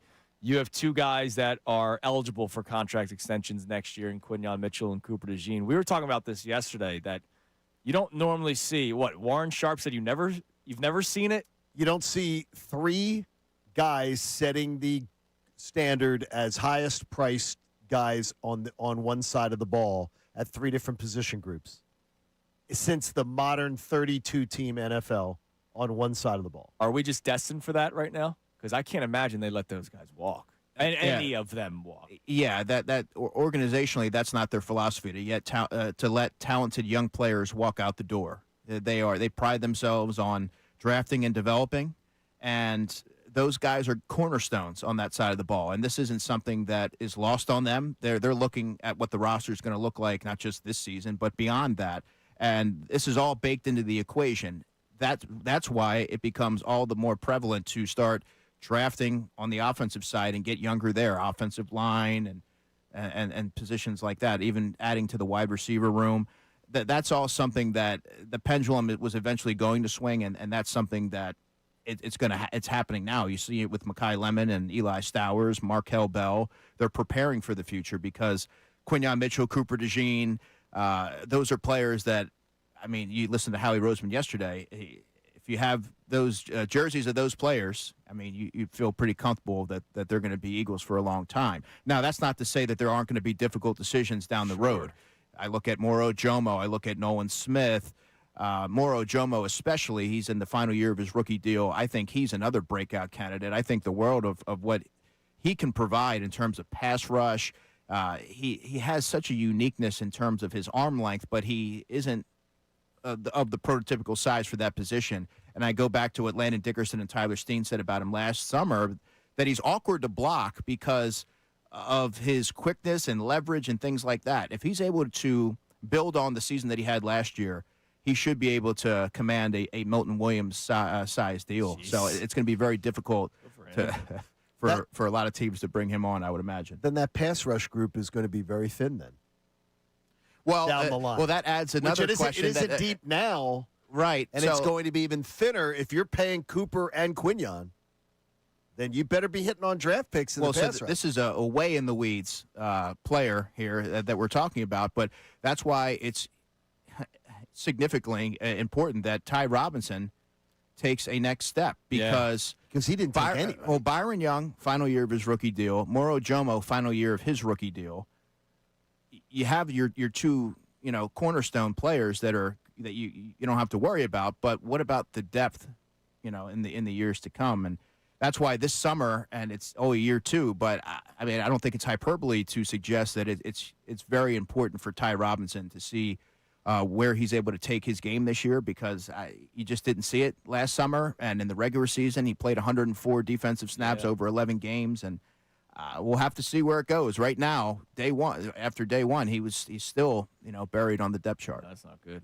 One quick question. I don't know if you would know this answer. How the hell do they pay Cooper DeJean? And I'm not saying how the hell, where's the money. This is the question. We talked about this yesterday. Does he get top corner money, or does he set a slot market money? Because we were looking at this yesterday. The highest paid slot cornerback is making $8 million a year. He's going to make more than $8 million a year, but he plays slot. So can he get Denzel Ward money? How do you pay Cooper DeJean? Well, that's the fascinating discussion. How do you classify Cooper DeJean? He's a do-it-all defensive back, but Quinyon Mitchell is going to get that kind of money. Right, exactly. He handles the top receivers week in and week out. He mans the perimeter. That's arguably the most challenging position to play on the defensive side. Cooper DeJean can play safety. He can play nickelback. He can play outside corner if you need him to. But I think you might see it. They'll pay him significantly more than the top nickelback in the NFL. Right. But it's not going to be. I don't imagine it would be in the same ballpark as a Quinyon Mitchell, just because of their job description. 20 per. Kyle Hamilton's 25. He's not going to. He's not going to want to be paid as a slot corner. Right. That's what I'm saying. I'll tell you right now, he is not accepting slot corner money. Because other teams they would make. I'm sure the Eagles would make an exception because he's such a valuable piece. Yeah. But I don't know that you can give him, top cornerback money like Quinyon Mitchell would get, or like Denzel Ward or whomever. But other teams are going to throw. I think other teams are going to throw top corner money at him. You got top slot corners getting $8 million a year. They're going to throw. We might go up to what?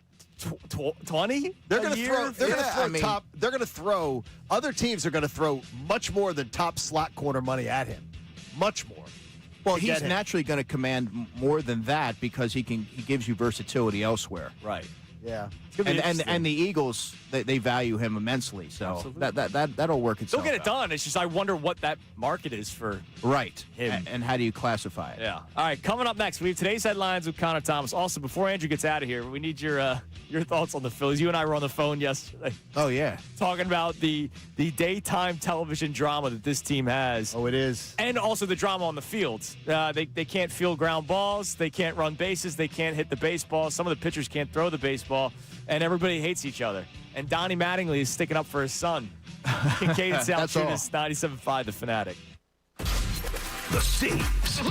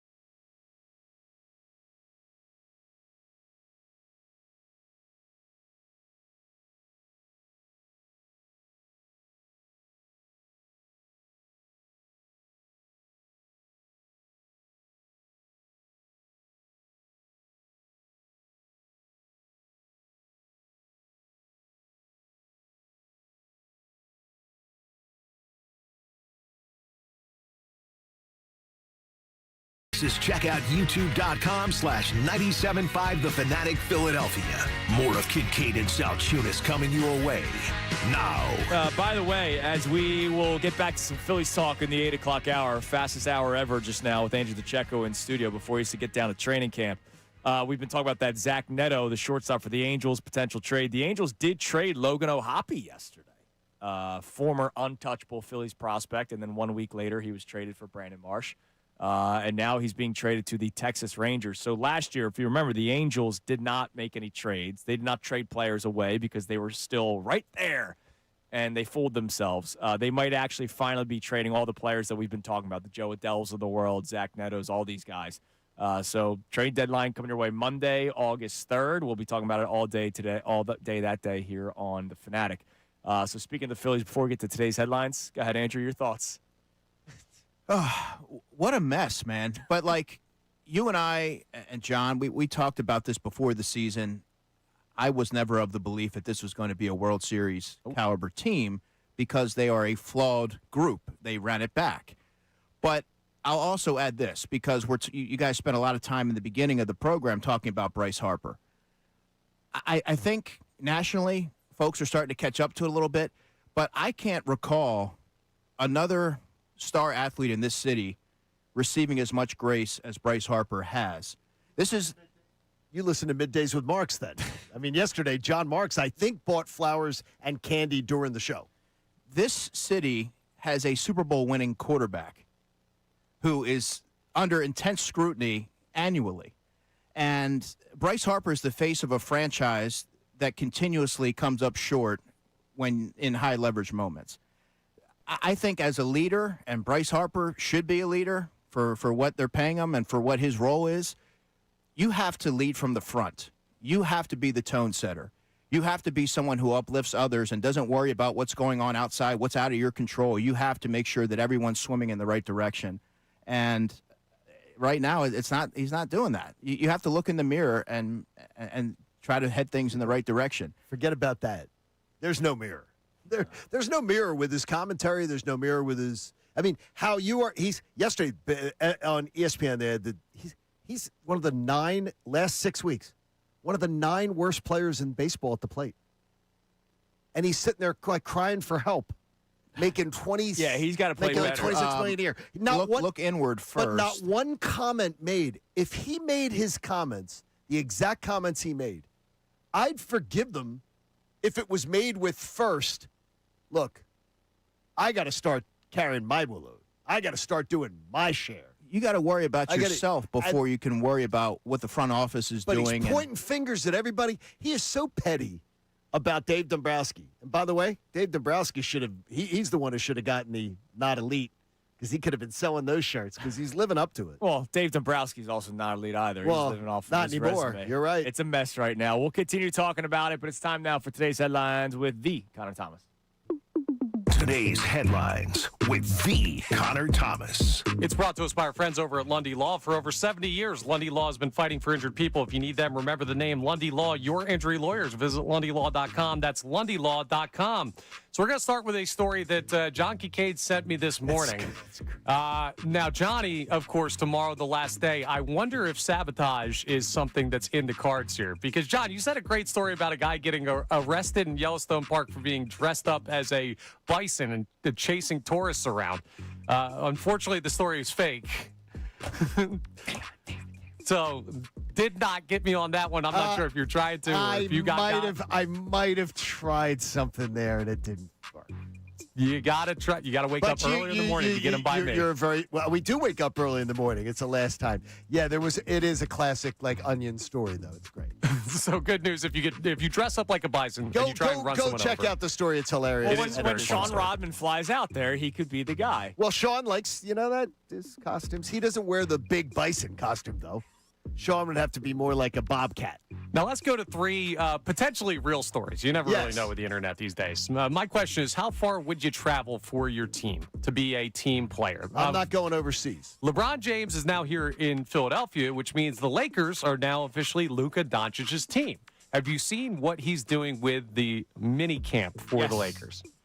He's taken them to Slovenia for 4 days for a mini camp for team bonding and getting ready for the season. Is that too far to ask him to go? And here's why. No, what did I rip the Sixers for 2 years ago? And I believe it's one of the best takes I've ever had. They did not deserve to have training camp in whatever. Remember, they went to some resort. Why does everybody else want to go to Slovenia though? Well, no, that's a real training camp. It's like Lehigh days. No, that's ridiculous. I hated when the Sixers had their training camp in Aruba or wherever they went, and I was like, no. This team that has fallen short every year, every single year, year after year, they do not deserve some 5-star luxury training camp where they're playing basketball for 30 minutes and then they're sitting on a beach. Now, Slovenia, man, that's where it's tough. Why does he? This is such an old man take out The of you. rest of the team doesn't need to go to Slovenia for basketball. They don't have to, do they? The whole is it mandatory? No. It's a 4-day mini camp, but they agreed. A 4-day mini camp. So they signed off on it.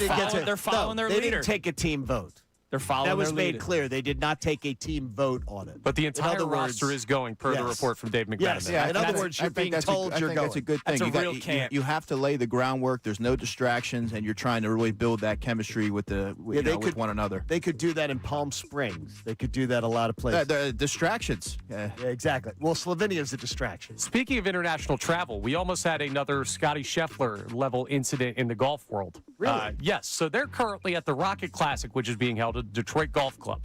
And Siwoo Kim was going to meet Michael Kim, both professional golfers, for dinner at a Korean barbecue restaurant. Okay. The only problem was there was a restaurant of the same name in Canada. And Siwoo Kim put in the wrong one, tried to cross the border without any identification. And then they had to make him turn around, but on the way back through, they didn't explain it to the other Border Patrol agents. So it took him like an hour. There were like 8 guys surrounding his car, checking him for weapons, drugs, everything, all because he put in the wrong restaurant. How do you not? Remember when Haley went to Allentown? Yes. Instead of South Philly? I guess it happens. How do we mess this out? How does That this was happen? the least shocking Haley story of many. That was like one of the least I don't shocking. even remember Love you, that. Haley. Oh, yeah, Haley Yes. she plugged in her address, and there was a similar address in Allentown. And she went to Allentown. She just moved to her new place in South Philly. She drove to Allentown. And she drove to Allentown. I'm like, how do you not? So you don't notice that one says 1 hour and one says 12 minutes? What are we doing? Come on. How does that happen? Like, the addresses are. It says Canada. You don't notice it says Canada, It doesn't even right? say USA I'm more on saying it. It is- says Canada. No, wait a minute, though. The Korean players are going to a Korean barbecue place? Yeah. Like, I go to the Korean barbecue place because that's sort of like a exotic food.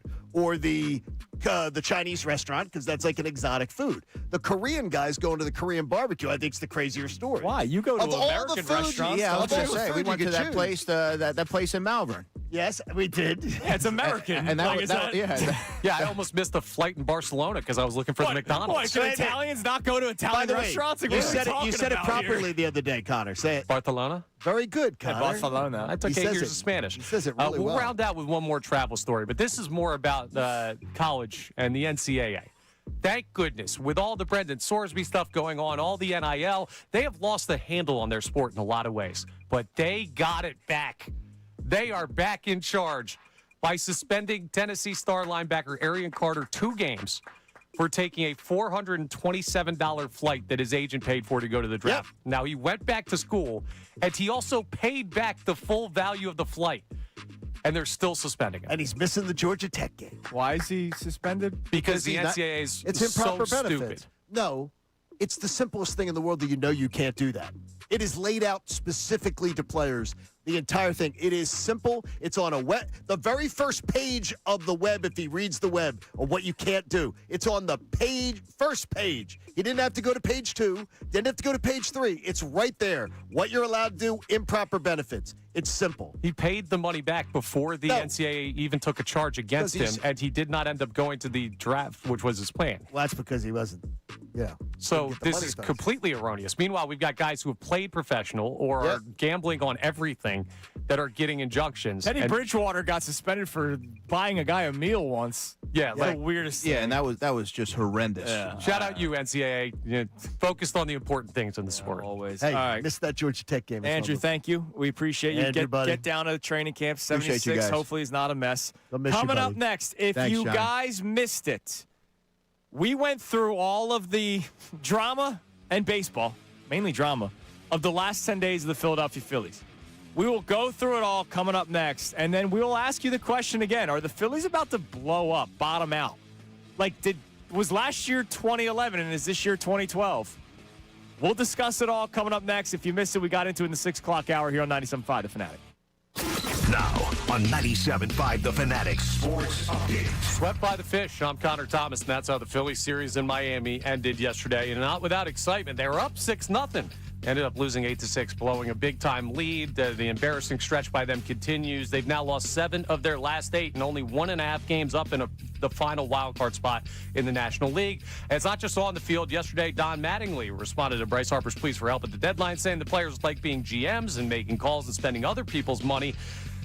It's not going great for the Phillies in any aspect. The trade deadline is 4 days away. They do need some help. They graciously have the day off today as they travel to Baltimore for 3 games with the Orioles. The Eagles got training camp underway yesterday as prep for a huge season begins. There's a lot of focus on the offense and also on the roster. Howie Roseman, you know it. It's never completed. The roster's always a work in progress. You know, every day we're coming in, we're trying to find ways to get better, communicating with every team in the league to try to find fits, to see if there's opportunities to make ourselves better. And so it's certainly incomplete at this time. Vic Fangio will meet with the media today at 9:40. The Sixers still have some slight roster flexibility after signing LeBron James. We'll keep an eye on what else they can do. Derek Gunn will join us coming up at 9:05 to talk some more camp. I'm Connor Thomas for the home of the Sixers, Flyers, and Union, 97.5 The Fanatic and the Fanatic app.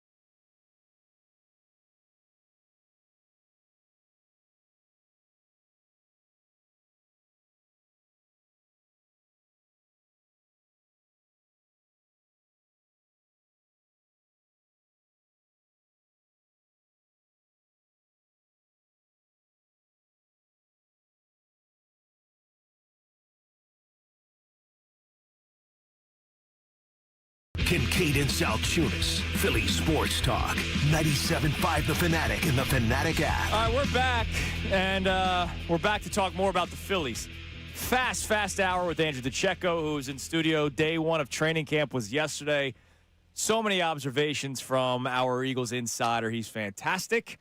And now we get to go back to the Phillies, John, Thanks who are not fantastic.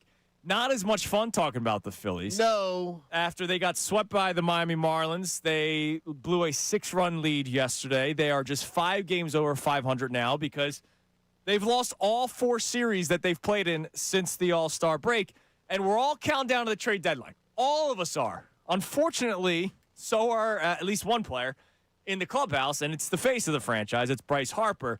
And so if you missed this earlier, we gave you the breakdown of everything that has gone down the last 10 days of the Philadelphia Phillies, and it led us to the question of whether or not this is it.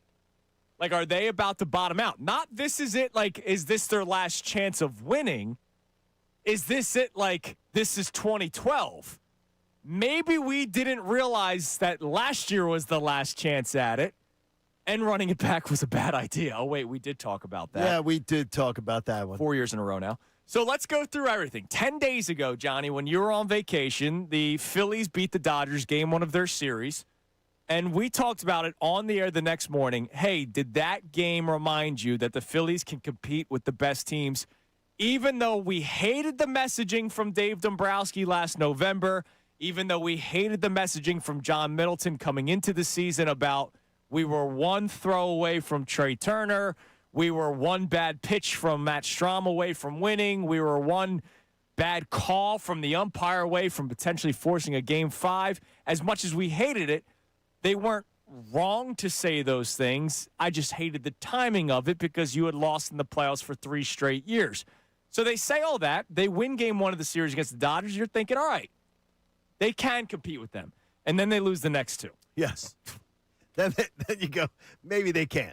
And during that series, Bryce Harper's on the Mookie Betts podcast. He's making the public plea for the front office to make a trade.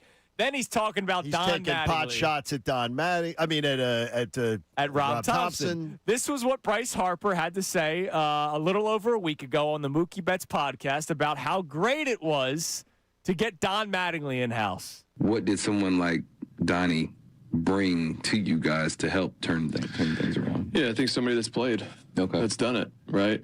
He did it in a big market too, and I think for him coming in, Gold Glover, runner-up MVP, playing in a big market in New York City, understands what it's like, fan base, media, all that kind of stuff. Somebody that's been in the batter's box too.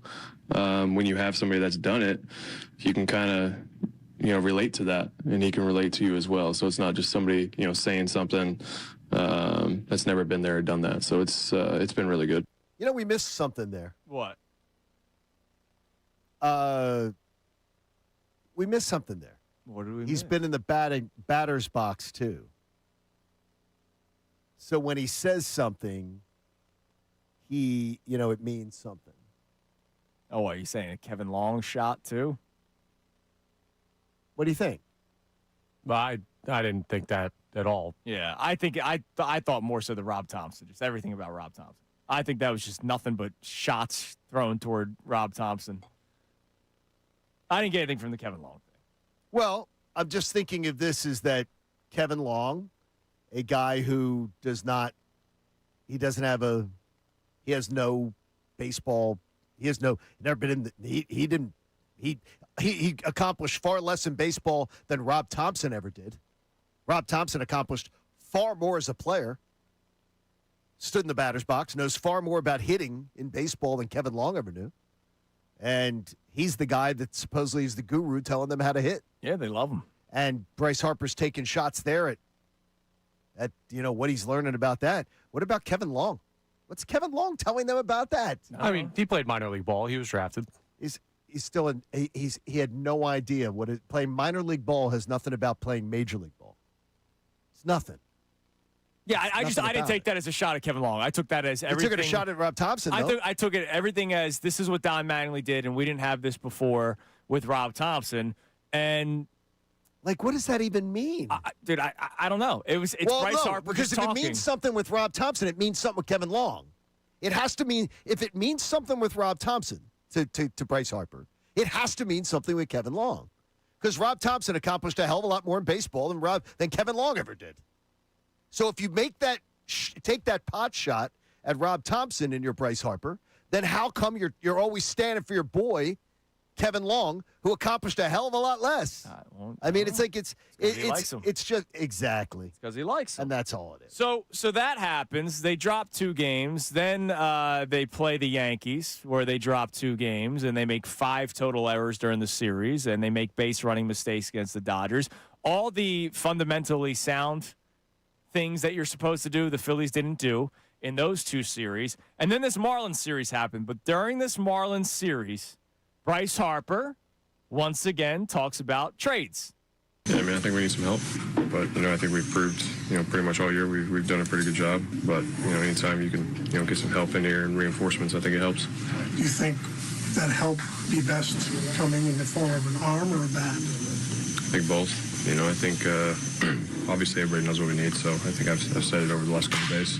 This is Bryce Harper trying to take his shot back at Dave Dombrowski, right? Like, we all, even though he's not wrong, as we've all said, we all are on the record because we've been talking about for 3 years now the trades that the Phillies need to make. He's not wrong for wanting to acquire an outfielder or for acquiring a back end of the rotation arm or for acquiring a bullpen arm, because we've been talking about it for months. So I think Bryce Harper and a lot of his teammates also know what the Phillies need. But this is his chance to take a shot back at the guy that called him not elite. Like, let's face it, this is what Bryce Harper's doing. This is about. He's a petty guy. You call me not elite? All right, well then fix the team that's been coming up small in the playoffs the last couple of years. And to Bryce Harper's credit, it's not necessarily been his fault in the playoffs that they've come up small. It's been a lot of the roster construction issues, and that's because of Dave Dombrowski. So this is Bryce Harper's chance, without saying his name, saying, hey, I think we all know what we need, and I think I've been saying it for weeks now. This is just his way to keep talking and keep taking shots back at Dave Dombrowski. And again, I'll say it once more. He's not wrong for what the Phillies need. But the problem is, Bryce, you're going to get something. August 3rd, a trade will be made, whether Bryce Harper says something or not. If Bryce Harper doesn't go on the Mookie Betts podcast, if Bryce Harper doesn't have that clip talking about we need more, we need help, Dave Dombrowski knows that. As much as I can't stand Dave Dombrowski, he knows that. They're going to make a trade. Okay, we all hear this. Is it you understand the petty off, right? I mean, Connor, you agree? Yeah, absolutely. Okay. I swear to you yesterday, and I'm listening to Middays with Marks. John says that's leadership. And it was a great display of leadership by Bryce Harper, his comments. No, I think this is a Bryce Harper versus Dave Dombrowski thing. It absolutely is. Yeah. I was listening to it, and I said, I want John in concussion protocol. I think Marksy last week maybe was body surfing. Maybe. Or maybe he had the boogie board out. He was down the shore. Took a little tumble. Maybe hit his head because he played that and said that was a great display of leadership by Bryce Harper. That was leadership. And I'm listening to it going, you're out of your freaking mind, John. It's the exact opposite. The guy's not a leader. And by the way, he speaks for himself. He speaks for his own agenda. That is an absolute petty, can I take a dig? Own agenda. That has nothing to do with team leadership. He's not trying to do something. Bryce Harper's not trying to do anything for anyone else, by the way, at any time. Like when he kicked the commissioner out of the locker room. He's not doing anything he's not looking out for the 21st guy on the roster to the 27th guy on the roster. He's looking out for himself. That's who he looks out for. Well, he spoke so highly of Don Mattingly. Ugh. And man, it's like the Carson Wentz, Brett Favre thing all over again. Carson Wentz loves Brett Favre, and then Brett Favre goes on SportsCenter after stealing money from people in need and says, hey, I would have kept Nick Foles over Carson Wentz. That must have hurt Carson. That must have hurt him. That must have broke him. Yes. Well, 1 week after Bryce Harper talks about how much he loves Don Mattingly, Don Mattingly says, shut up. I sense Bryce thinking about it. I don't really sense anybody else thinking about it, honestly. And you've been through this. Guys want to be GMs, what you need, without a real understanding of where the organization is, exactly where everything goes, not only this year, but moving forward. So, again, players like being GMs and making calls and spending other people's money. So let's let it go at that. He let you know right there something that I've said to you because I've heard it from enough people around the Phillies organization over and over again during my tenure here. Bryce Harper does not speak for that locker room. He never has. And I don't believe he ever will. He doesn't speak for his teammates. And right there, Don Mattingly just told you the quiet stuff out loud. Yeah, but who was Don speaking for? Don Mattingly's speaking right there exactly what is, but he does because he knows the truth. He knows he doesn't. He knows he's not the team spokesman, but he's still saying there. I do believe what you brought up earlier today. Don't talk about my son like that. I think that absolutely can come. I'm just saying, man. But I believe I think there is more drama that we know of. There is definitely more stuff that goes on behind those doors, and it's part of the reason why the Phillies come up small year in and year out. And we have to ship guys out like Nick Castellanos because we don't like his attitude. We have to ship guys out like Matt Strahm because he took a shot, and we got to get rid of all these guys. They should have changed things just for the sake of change and not just, hey, we don't like these guys, so let's move on from them. I mean, this team's a mess. I think they're so exhausted with Bryce Harper. I think they're absolutely exhausted with his thing. And again, I keep hearing about the all-star season he had, and I heard that yesterday at Midday with Marks. He was not an all-star. He was. No. He was. You'll never win this argument with these two guys. He was deserving to be there. Well, you can decide that. I'll have a disagreement with you. But the travel ball dad, who was the team manager, got to make an appointment to the team. He was appointed to the team. He didn't make it as one of the top two guys at his position, and he wasn't voted by the fans, and he wasn't voted by his peers. He was appointed by the commissioner. He was a charity appointment. He was more deserving than any other player. You can decide that. You can have that opinion. He was appointed to the team. He was an all-star only because he was appointed to the team. He was having an all-star season. He didn't earn his way onto that team. He was appointed. We'll just never see this the same way. Well, you can see it. No, you can have any feelings you want about it at all. No. You can't speak like your opinion is fact and our opinion is not fact. No. Don't do that to this argument. Well, wait a minute. Whoa. I can tell you that the fact is he was appointed to the team. There's no other fact to argue. No, like there's no Connor. There's no other fact. Miguel Cabrera in 2022 was appointed to the team when he had 5 home runs the entire season and batted like 200. Like that's if you're appointed to the team. That was appointed to the team. He was appointed to this team. Verlander was hurt and he got put on the team. Yeah, like Bryce Harper was having a statistical all-star season. No. We both say he was statistically having a really good team. His peers voted him. His peers didn't vote him on. And the fans didn't vote him on. He was appointed to the team by the commissioner by a Legends pick, which is not meant for someone in the supposed prime of their career. It was the only position in baseball that had 3 people get over a million votes. And it was loaded. It was a loaded position. Absolutely was. But again, it was a appointment to the All-Star team. That is a fact. That's not something we can debate. Yeah, but when he was there, I think again, we're going to get caught up on words here. When he was there, it wasn't like, ooh, this guy. No. His numbers are fine, but it was an appointment to the All-Star. Like he belonged there. His peers, he absolutely belonged there. His peers didn't believe that strongly. His peers didn't. And the fans did. I mean, he got over 1 million votes, so the fans did. The fans voted. They just felt much stronger about 2 other guys. There was one position in all of baseball, both leagues, that had 3 players receive 1 million votes. It was the strongest first position base in the National League, and it was Freddie Freeman, Matt Olson, and Bryce Harper. The strongest position. This wasn't like, oh man. It was. We feel bad for Bryce. No, that's exactly why he got on the team, though. That's why they used it should have went to Zach Wheeler. Zach Wheeler should have gotten the Legends appointment to that team. And then none of that drama happened. He also should have been on before Brandon Webb, but that's very another conversation. Very well, too. Absolutely. So the Phillies have a lot of drama. So our poll of the day brought to us by Dr. Avedon Appel and the team at Iron Mountain Men's Health. The poll is strong for 4 hours every single morning, thanks to Dr. Avedon Appel. It's a really, really interesting set of results so far because it is. For, unfortunately, months, we've been talking about August 3rd. And this goes to show you whether you're Team Harper or Team Dombrowski, Team whoever you want to side with, everybody's got their favorites.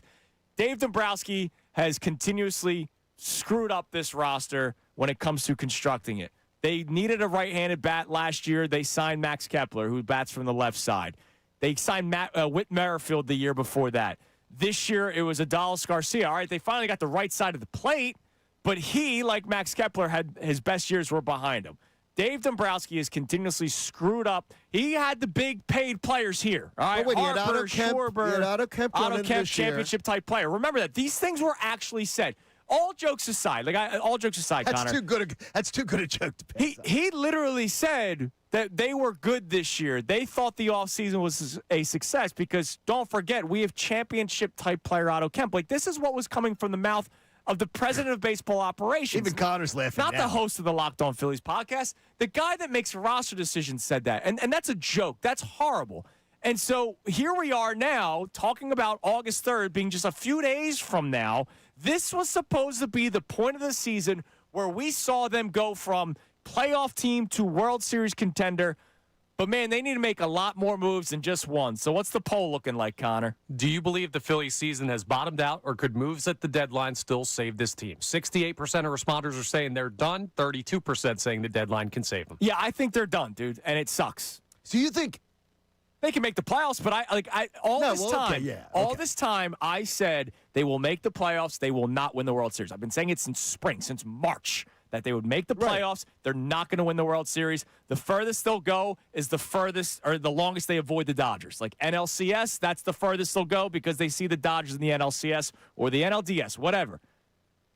I don't think there's going to be a flurry of moves that the Phillies can make in the next couple of days that all of a sudden makes them World Series contenders. I don't see it right now. The Jeff Passan piece that you played earlier was hilarious because Jeff Passan, says about the Phillies being contenders.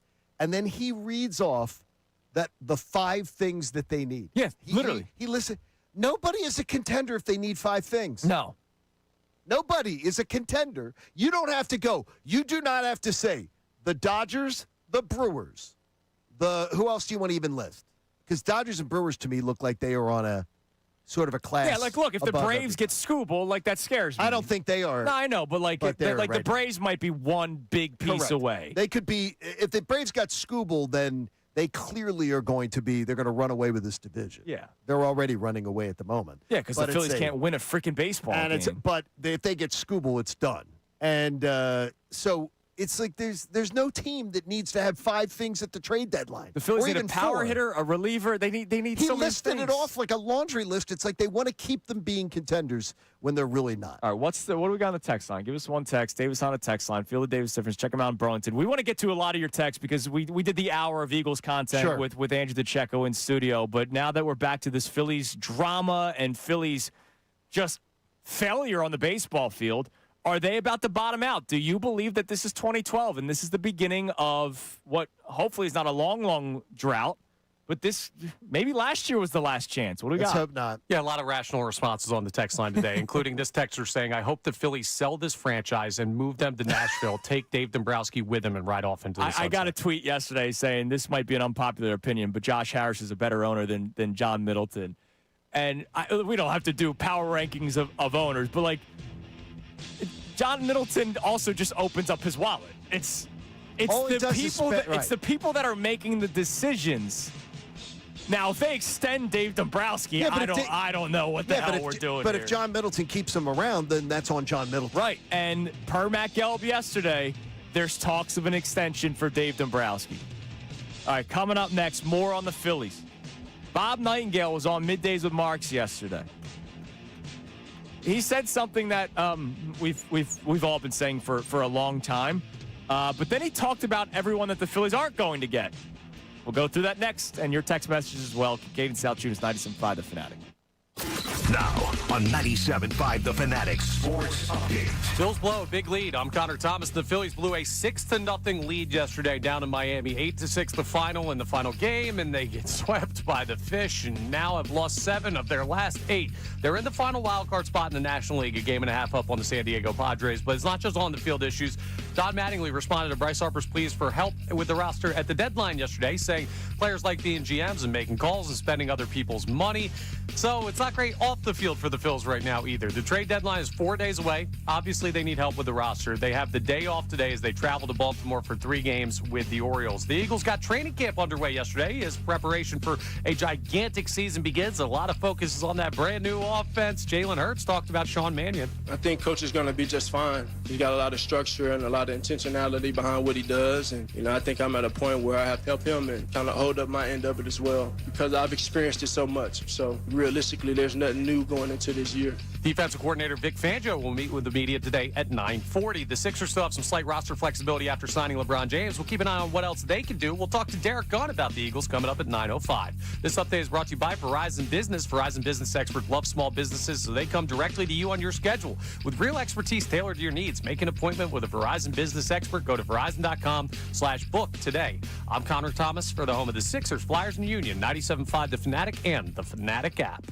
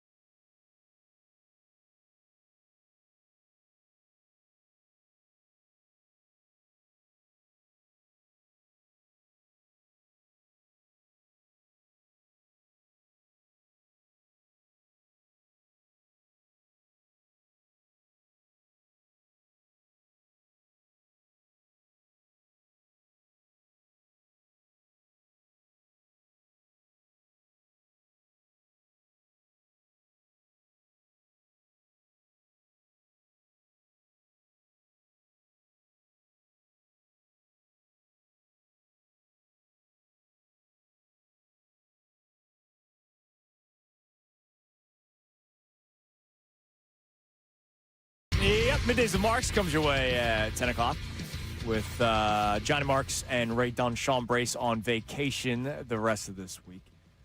Phils, they better freaking win. Thank God for a day off, man. Thank God for an off day. Like, I don't think I could. Oh, Marks is out today? An off day in Baltimore? I mean, I'm just. I think John's probably took the off day to be with Bryce Harper. Maybe. Him and Bryce probably they're taking a walk along the waterfront. He probably went down. Look, I'm just glad they're not playing today, so I don't have to like stomach another freaking Phillies game. Like they're painful. They keep on losing, and all I got to hear is about drama, and everybody hates each other. All right, Bob Nightingale yesterday said something. What did he say? Respectfully, said something so groundbreaking yesterday on Middays with Marks. This is Bob Nightingale talking about the Phillies. You know, to be honest, they think they should have at least won a World Series by now. You know, since 2021, if not a couple. You know, they got some holes. They got some work to do to see if they can, hang with the Dodgers and everybody else in the National League. Of course, they thought they should have won a World Series by now, and of course they have holes. The problem is they've had the same holes for years. Like, it's been the same issues. It's why I sort of popped off yesterday. Like, we shouldn't be surprised. And the sad thing is, John, like, what? We talked about it before the season started. We talked about it before the year before that. Like, it's one thing if Howie Rose is making decisions and we question it. We still at least kind of give him the benefit of the doubt because he's been so successful recently, right? Not something 15 years ago, 20 years ago. He's been successful recently. Dave Dombrowski has made moves, and we've gone, I don't think that's a good idea. I think you need this. I think you need that. We have been right every step of the way. Correct. That's bad. Like, the guy that's supposed to be making the roster decisions has been questioned by every Philadelphia radio host, every Philadelphia media member, every fan. Just fan. Man, they really need a right-handed bat. And then they don't get one. That's the sad thing of this. Like, we have no say. We have no say. There's nothing we can do. But we can give our opinions, and our opinions have been right. Everybody has been right about what the Phillies need. There's many, many times when you say to yourself, could you do a job? Could you do a job of a manager? Could you do a job of could I manage a Major League Baseball game? Yes. Could I be a Major League Baseball manager over 162? No. But could you manage a baseball game? Yeah, sure. I could manage a baseball game. Could I manage a team over 162? Hell no. Because you have to be able to manage the personalities, understand the job, all the kind of things you got to do.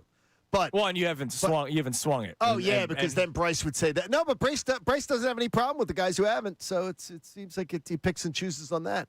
But the idea, though, that right now with this team is they're such just I don't know. They're a listless bunch. But anybody could have done the job that Dave Dombrowski has done here. Yeah, I would say the acquisition of Johan Duran.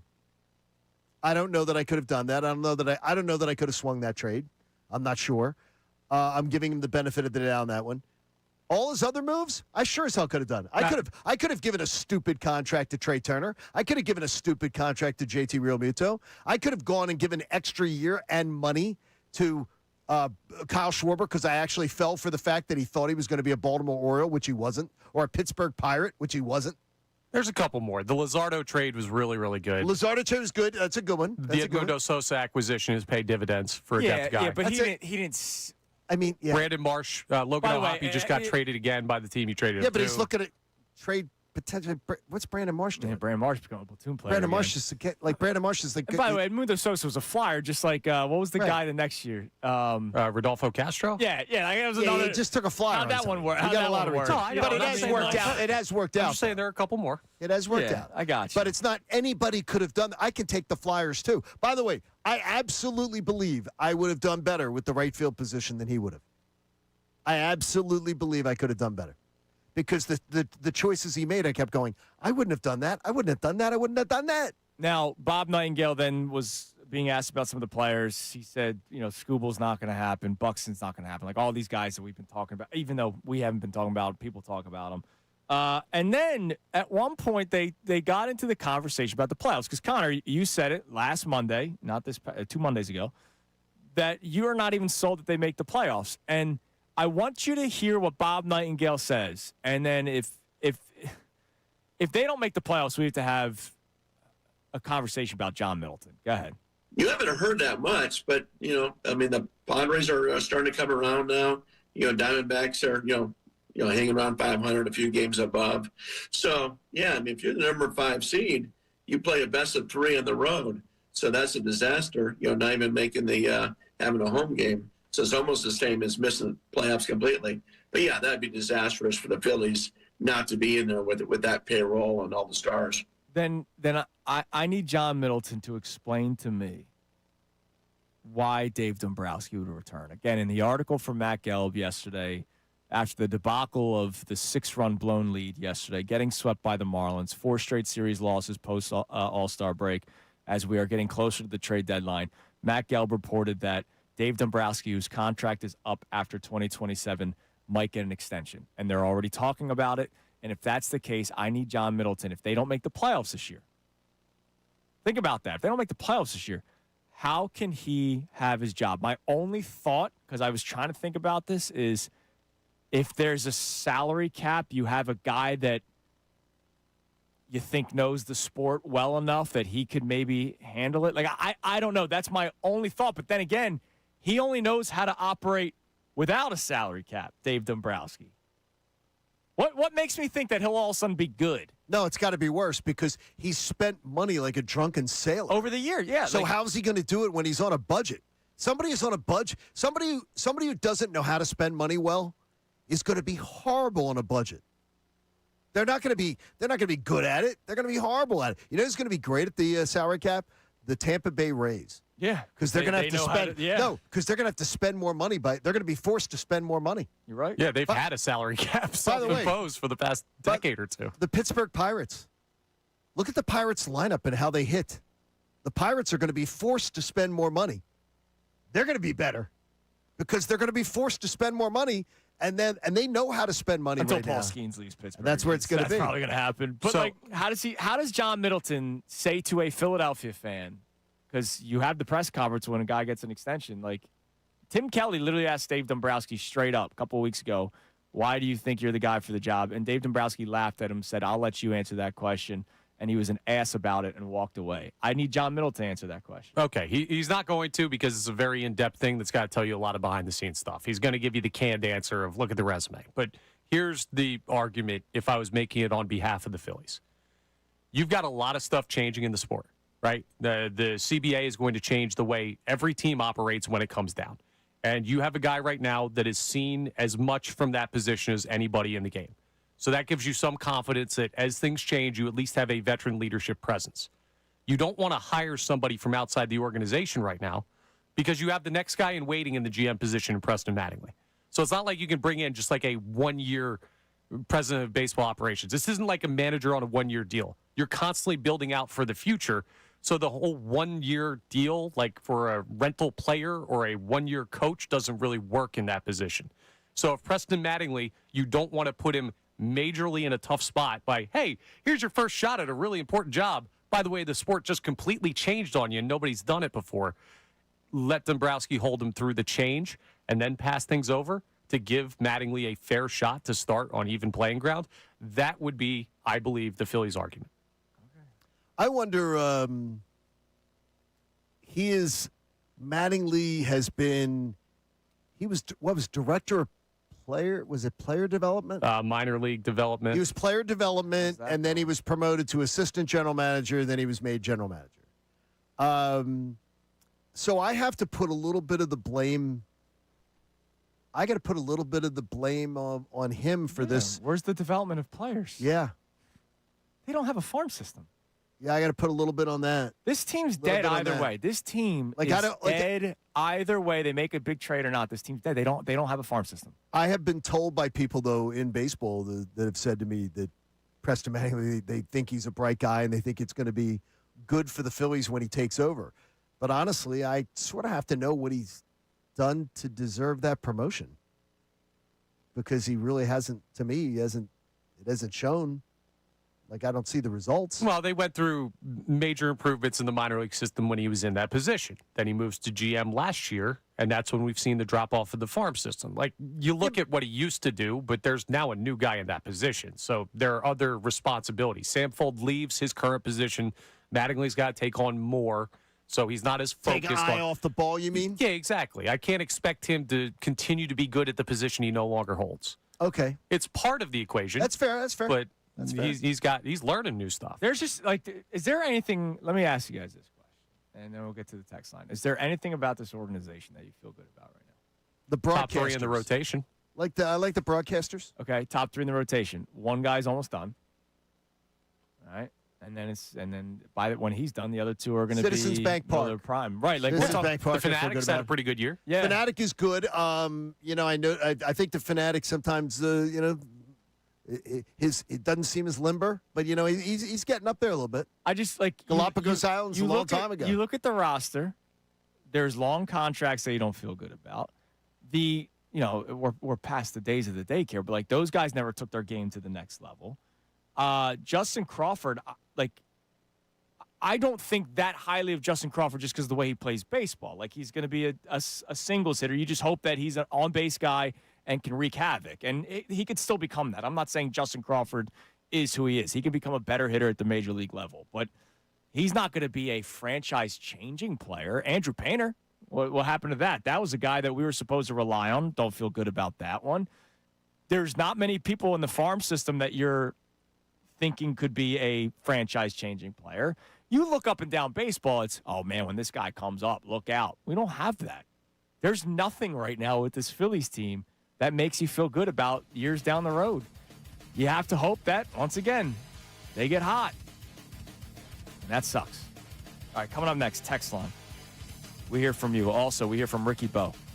Oh, Ricky Pitalico was not too happy with the Phillies yesterday either. And Bryce Harper's comments, and then, Don Mattingly sticking up for his son, maybe. Who knows? We'll hear from Ricky Pitalico coming up next in your text messages. It is Kincade Salciunas, 97.5 The Fanatic. King James is here.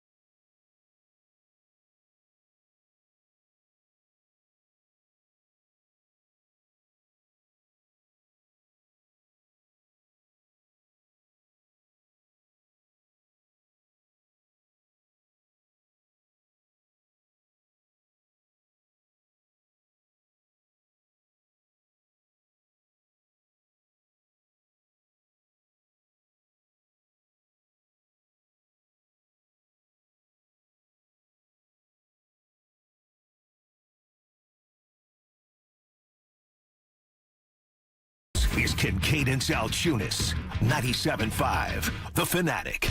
It is 8:47 here on Kincade Salciunas, 97.5, The Fanatic. Who's the biggest panderer? Bryce Harper, Nick Sirianni, Ray Dunn. Well, Ray does do a little pandering. So it is middays with Ray J. Today. All right. Ray Dunn, Jason Martinez. Johnny Mark's out today. So it is Ray Dunn and Mert. And I see Ray Dunn in the hallway rocking the Flyers hoodie. Oh, wow. Smart move. Whoa, Sweatshirt. whoa. It's 90 degrees outside. Whoa. And my man's walking in wearing an orange and the black. The orange and the black. Now look. That's pandering right there. No, but I think it's Mert's energy just carries over. You know, Mert gets you excited for that. It was funny as last night I was. You didn't see me wearing Eagles gear because Andrew DeCecco's here or inside the birds. You should have. He told me he was mad at you. I was laughing at it. I was at dinner last night with one of my friends, Joe, and we both used to coach Mert. And he said, "How many times did you pull Mert out of a game in the middle of a period?" I said, "Probably like 5 or 6. In the middle of a period, I'd pull him out of net, bring him to the bench, get into a altercation with him verbally, and then send him back out on the ice because he was freaking awesome."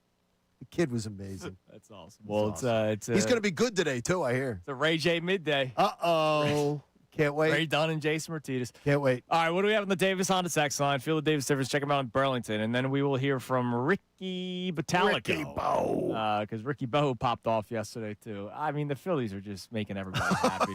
What do we got? This texter says at this point, should the Phillies consider being sellers? Can they win the World Series with this team? They have too many holes. Yeah, I mean, look, it's a legitimate talking point. It is, yes. and they're not going to do it. All right, mark my words. Well, they're not selling. Philadelphia Phillies are not selling at the trade deadline. Should they, though? It's a legit conversation. Yes. Like, if you don't think they can win a World Series, and if you don't think that a move will get them to competing for a World Series, like we were talking about back in March and April and May and June, and now that we've gone through the month of July, we've seen that it's not just going to be one move, then Dave Dombrowski, as he continues to make bad decision after bad decision, he's going to have to think, all right, do I unload this very, very bare farm system for one guy in Zach Neto, who's the shortstop for the Angels, or do I keep these guys and hope to sort of replenish the cupboard in a couple of years? Like, it's a legitimate debate. I'm telling you, the difference of this trade deadline for the Phillies fan base, and you guys will be here on Question Mark and Salciunas to discuss it on Monday as you get ready for the trade deadline. What happens on Monday is going to affect whether you go through a 2 years malaise or 3 years malaise. It could affect it by like a year. An extra year of bad baseball. Think of Coop. So like his 6, 7, 8 years as a fan, 7, 8, 9 years as a fan could be affected by what goes down at this trade deadline. That would suck. He'll still be watching 60-year-old LeBron. We'll be fine. Yeah, that's true. We do have LeBron James. All right, what else we got? All right, this just shows you, like, people are losing their minds about the Phillies today. This texture checks in. Nick and Swarthmore don't have a lot of pieces for a trade. Would you take a flyer on Casty? That great. We have reached the point of insanity, and that's fine. Like, I'm okay with that text. As anti as I am to that, I'm okay with the text because we've reached that point. The Phillies have done this to us. Sure. The Phillies have done this to themselves. Wake me up when October comes. All these things. The Phillies have done this to themselves. All right, give us one more. All right, we also have a check-in from earlier on the show in the Phillies conversation. Greg in Bethlehem says, I'm so tired of Dave Dombrowski shopping in the stale bread aisle rather than at the high-end aisle. Yeah, I hear you, Greg. I do like we used to have a Pepperidge Farm warehouse, like one of those. I didn't mind getting the cinnamon raisin roll bread, like a little from the day old. Didn't mind it at all. Well, was it stale or was it just a day old? Well, it's like the one they were selling it in the thing. They couldn't sell it in stores anymore, so you either bought it there. But it'd be like 25 cents for a loaf of bread. Oh, yeah, of course. I thought you were saying you don't mind stale bread. Well, that's where they're shopping. A little concerned. All right, Ricky Bo yesterday the post-game show on NBC Sports Philadelphia before rejoining our man Bill Colarulo for Unfiltered.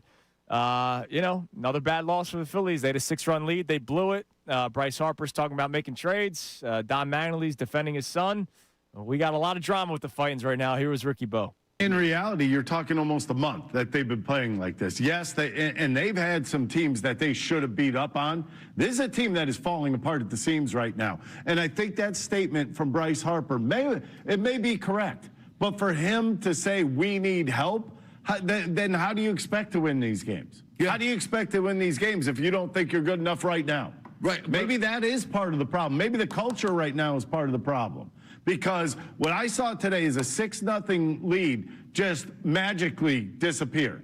And I it's mind-boggling because I'm watching Seth Johnson make a pitch to a guy that was 0 for 9 this season with the bases loaded. 0 for 9 on an 0-2 count.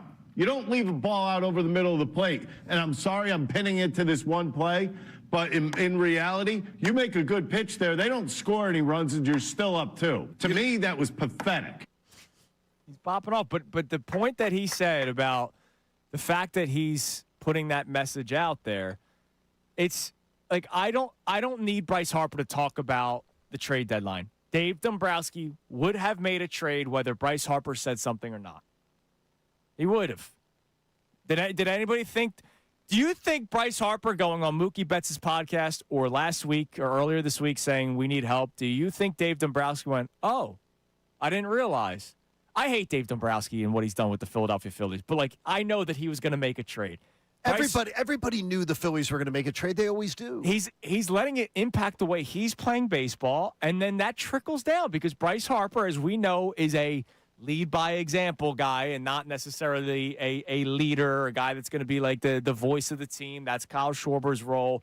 When he goes, the team goes. And right now, I think he's too focused on things that he can't control. Now, Bryce might be right, because remember, Dave Dombrowski is the same person that said people forget we signed Kyle Schwarber. That's true. Maybe he's wondering about the memory. The deadline is Monday, Dave, just in case you forgot, August 3rd. Pin a note to him, Connor. That might be what Bryce is doing. You're right. I mean, it's a fair point. This team's a mess. All right, give us another text on the text line. I want to hear from more Phillies fans. Do we have any more insane ideas? I mean, I don't care.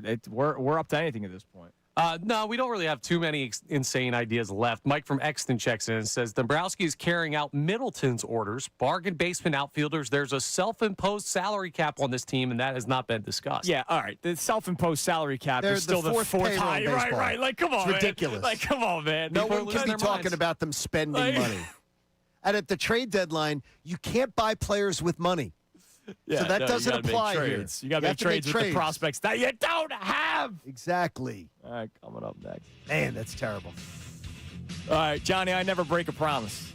I've been having that conversation with Cooper a lot recently. Like, hey, you can't say I promise and then break it. Like, that's bad. All right? We made a promise to Derek Gunn that when something happened, he would be on the show. And that happened yesterday. Tuesday. Derek Gunn will be joining the show coming up next to talk about what happened, also all about the Eagles.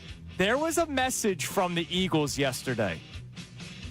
Togetherness, all aligned, same goal. It kind of feels like they're leaning into the post-A.J. Brown era a little bit. Some shots on the way. We'll talk about that with Derek Gunn coming up next here on The Fanatic.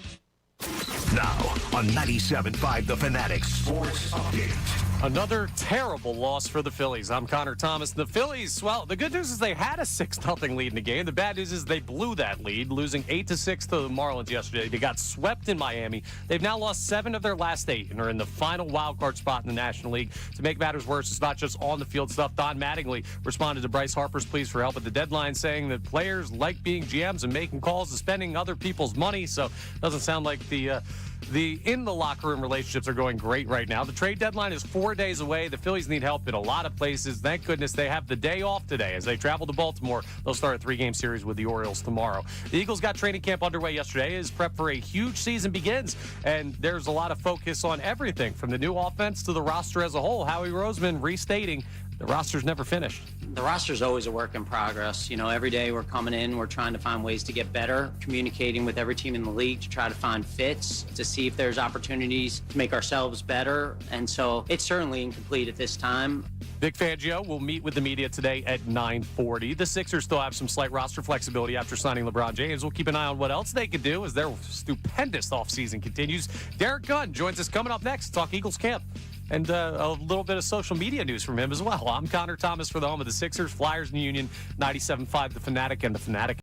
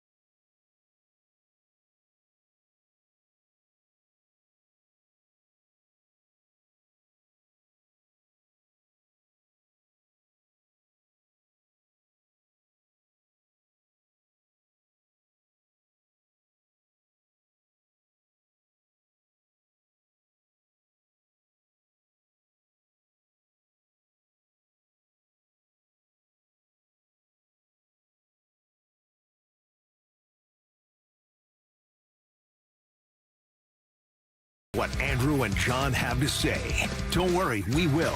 But first, let's hear what they got into earlier today on Kincade and Salciunas. Just 5 games over 500. They got swept by the Miami Marlins. They've lost all 4 series since the All-Star break. And we are a couple days away from a Major League Baseball trade deadline where we've kind of already set ourselves in a position where you got to go all in, it seems like. Whether we agree with it, whether we can debate that, it kind of just feels like they're going to still do it regardless. But, man, right now I have absolutely no hope for this Philadelphia Phillies team. None. Like, they've provided... You're done. They've provided no confidence for me. They have provided nothing for me to be able to say, well, at least we got this. The only thing I can rely on is the starting pitching, but if the bullpen can't hold a lead and if the lineup can't really provide you much of a lead, unlike yesterday, what is there to really be confident about? It feels like right now that we're about to watch a team completely bottom out. The drama, especially daytime drama, that's right up my alley. Yeah, of course it is. And believe me, yesterday was sort of like a Tuesday episode. Okay. They don't do the Friday episode is when all hell breaks loose. Yeah, and then you have to wait till Monday. Got to wait till Monday to see what happens. There's always a lot of dialogue during the week where the characters build up towards whatever's coming. This is building up towards something. This is building up towards the eventual divorce of Bryce Harper and the Phillies. Now back to the show. Yeah, it's been ugly. Bryce Harper calling out basically not Dave Dombrowski by name, but you know who he's talking about. He is. And then Don Mattingly's telling Bryce Harper to shut up, and all the while, the Phillies keep losing baseball games and are now just 5 games over 500. So plenty of Phillies talk today. it will continue as the show goes on. But joining us in a few minutes at 9:05, our man Derek Gunn will be joining us. And there's some news for D Gunn on the social media front that we will get to. So excited talking to Derek Gunn. The one thing you didn't hear in the reset, we got into a discussion about this Eagles team and the messaging. And we know that Nick Sirianni is very, very, very particular in the message, right? Like, that's something he's good design. At. He's good at yes, it. Like, he's great. Yes. Look, we could talk about Nick Sirianni's knowledge of offense, all we want. He's really good at owning the room, the speeches that he makes, all that kind of stuff. And it feels like there's a message from the Eagles, Sirianni, Jalen Hurts, Jordan Mailata, like the three people that talk the most on this team about we're all in this together. It's one message. Exactly. We're here to win no matter the case. It feels like they're trying to play into this A.J. Brown's gone. We don't have the guy that's going to try to, as you say, row the boat in the opposite direction. Absolutely. And look, I'm all about it because I hated the messaging that they bought into last year. What's Super Bowl champions? That was last year's team. It's a different team. What Banner Night? Banner Night? I had no idea. They're not ignoring that A.J. Brown's gone. You can't. A.J. Brown was on pace to be the best wide receiver in the franchise's history, right? He's absolutely amazing. Finished out his career. If he finishes out his career in Philadelphia, he has more receiving yards than Harold Carmichael in an Eagles uniform, and he would go down as the greatest wide receiver in Eagles franchise history. He did this to himself. He's gone now, but that is an elephant. Like that, you can't ignore the fact that you lost a 1,000-yard receiver for 4 straight years that, for whatever reason, wanted to get out of here. And now Jalen Hurts, a lot of the questions is it because of Jalen Hurts? Is it leadership, or he doesn't like the way he throws the ball? All this stuff. They're owning it seems like, saying, yeah, the guy that didn't want to do what we did, he's out. Correct. And they're gonna be of one mind this year, one message, and more about team. It's about team. I love it. Makes me happy. And look, culture is something that we always talk about with the Eagles. There was a lot of people, again, there were a lot of messages last year about everybody had big support for A.J. Brown. Mm-hmm. A lot of people loved A.J. Brown. Like, he was like you really loved around that building.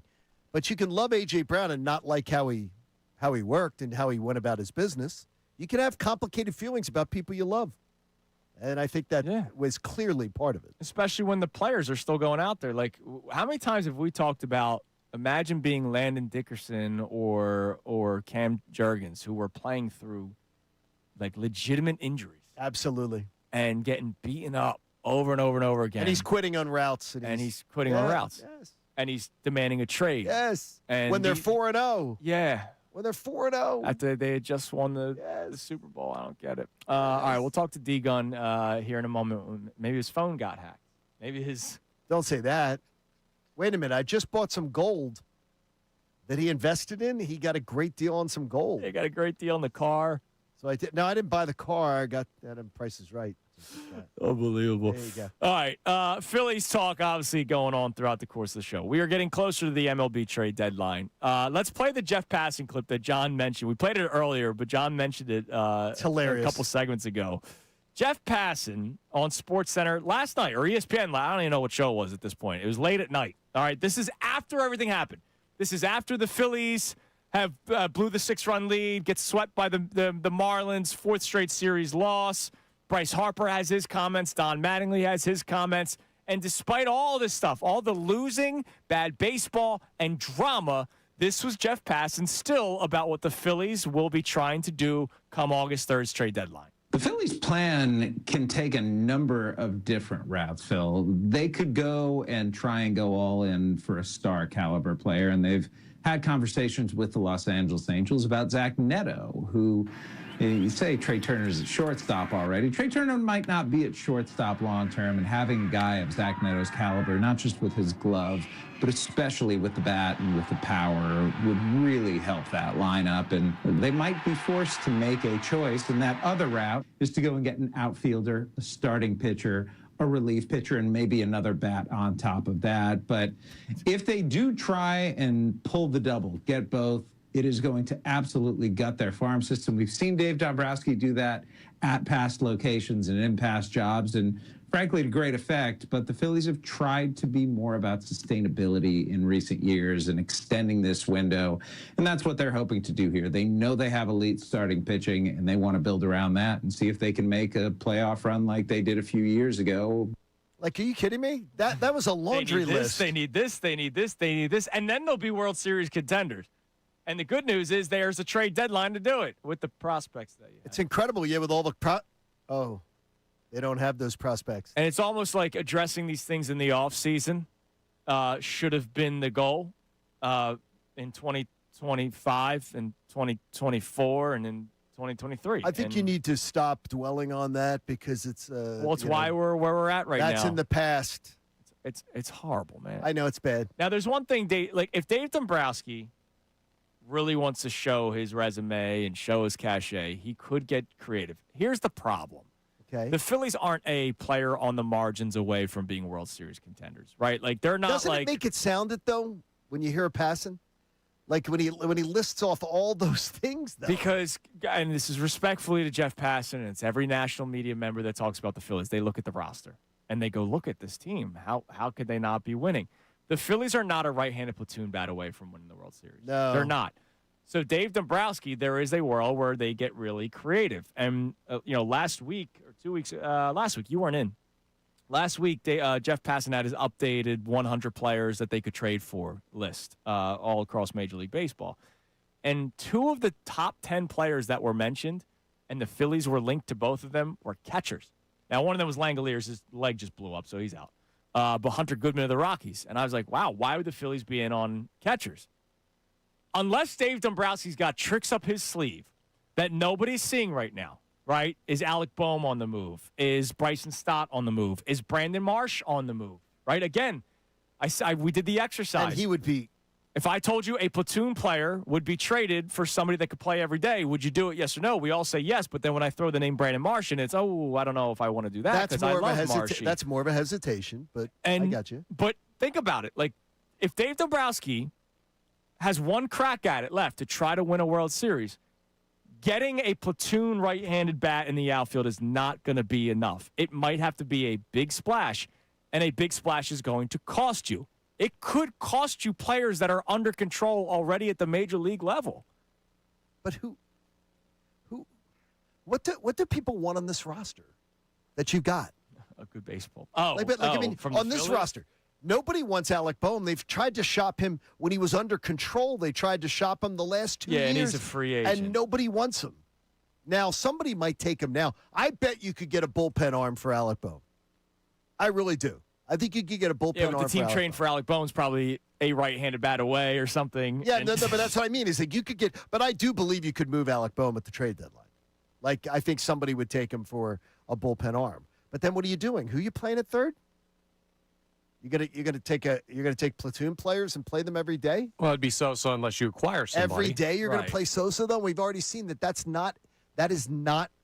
doesn't work. He's a guy that is a situational player.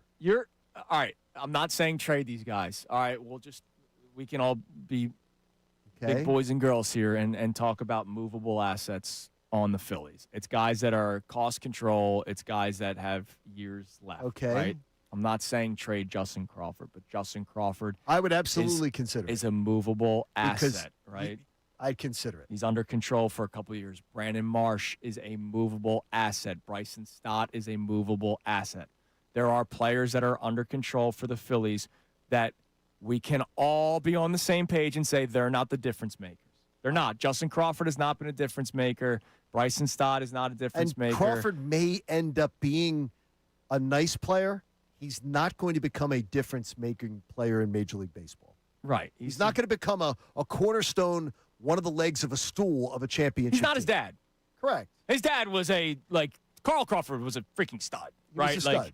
He's not his dad. He's going to be a good baseball player. Like a solid, again, like I say about Brandon Marsh, Justin Crawford will be in the big leagues for 10 years. He'll be a 10-year baseball player. He should be able to be. But when we're talking about this team needing like a monster splash, it might cost you somebody that's at the major league level now. Who's very controllable. Somebody who's really controllable. Somebody who's, you've got a young player. I would deal Justin Crawford in a second. I would have no problem with that. If it was the right deal, though. Right. Not for just a bullpen arm, though. No. I'm not doing it for just a for it would have to be in a move where you get a controllable player. They have movable assets that are on this team right now. Wow. You're not going to trade Duran because you're trying to. See, now I would. Right, but you're trying to win whatever move they're making, they're trying to win a World Series, so you're not going to trade Duran. But like, is Alec Boehm being traded? Well, he's not under control. But like, is Alec Boehm?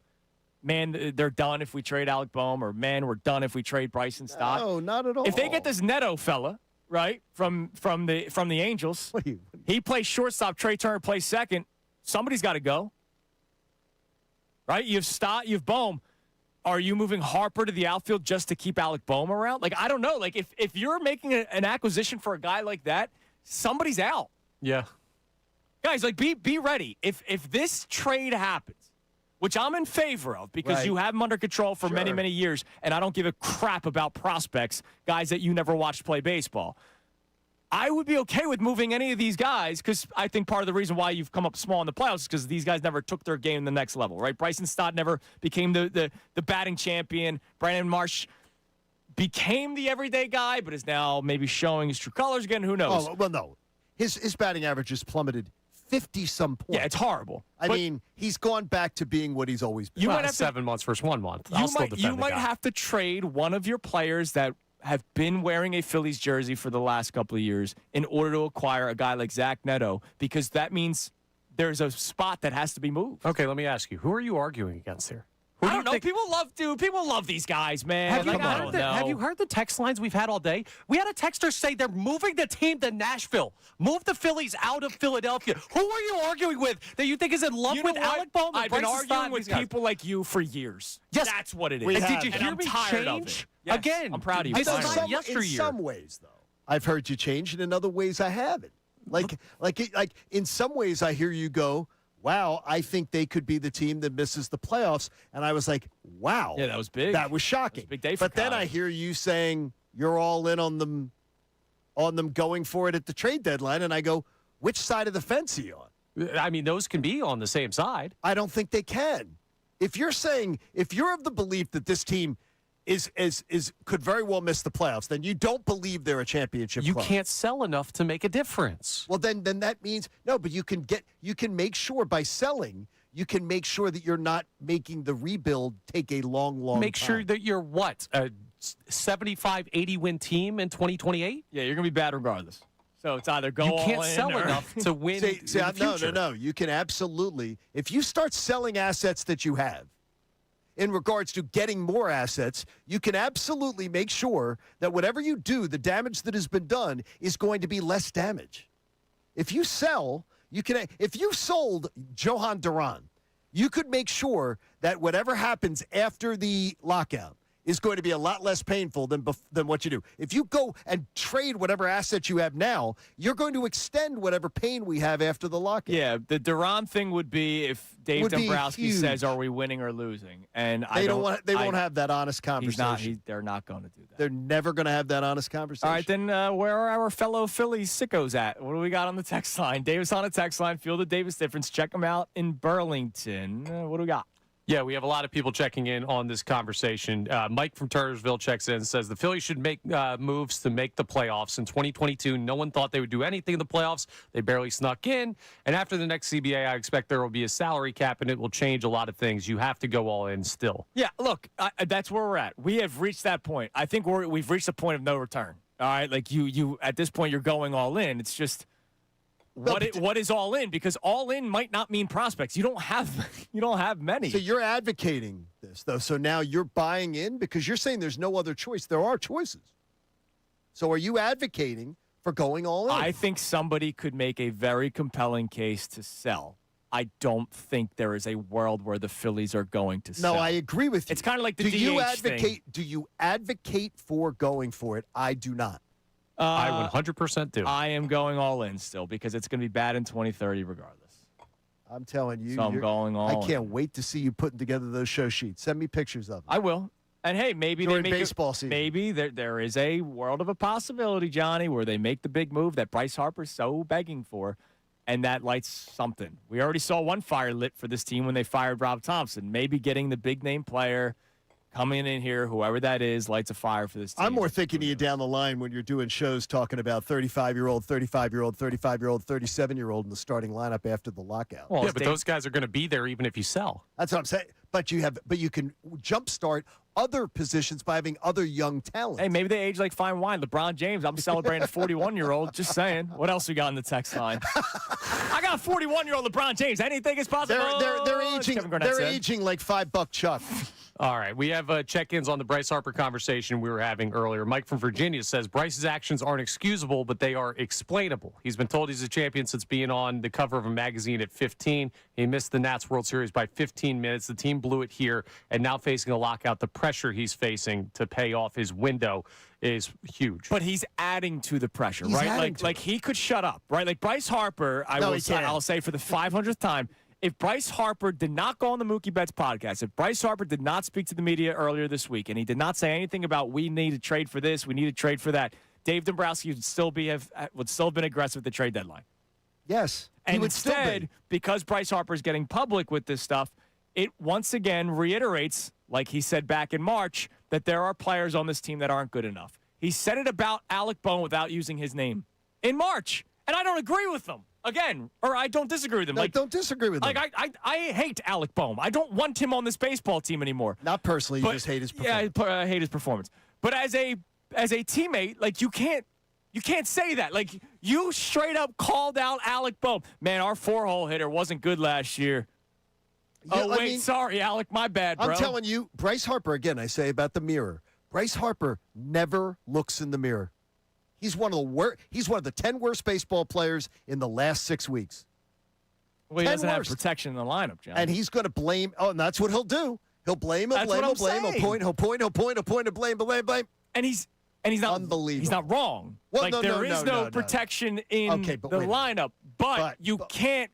But wait a minute. Say that publicly. Wait a minute. What does that involve him chasing terrible pitches? Well, because he's trying to do at some point you go, I can understand. Trying to do too much. Everybody has done that in their lives. Wake up and stop doing the stupid things you're doing, trying to do too much. People could do that you could use that excuse for a week. Yeah, and then Alec Bohm hits into a 5-4-3 double play the very next at bat because just so dumb. Because that's the case. All right, what else we got? Joe the Cynic checks in and says, I hope Harper doubles down on his comments and puts more pressure on Dombrowski to actually do his job. Get guys with a winning personality and enough of this good enough mentality. They clearly are not good enough. But Harper doesn't have a winning personality. Harper doesn't embody a winning personality. Why do guys have a winning personality? Why would they want to be going, yeah, that's a guy I want to team up with? Because you still look at Bryce Harper and you still look at him as the face of this franchise and where we were at before he came here. This team was in a 10-year playoff drought. Can I ask? He was the reason why this all started. Can I ask you? That's why. Did this team win before Schwarber got here? Well, I mean, they were, 81 and whatever. They didn't win before Schwarber. Yeah, because Brad Miller was their second best hitter. No, I got you. You know what I mean? Like, Brad Miller had the second most home runs.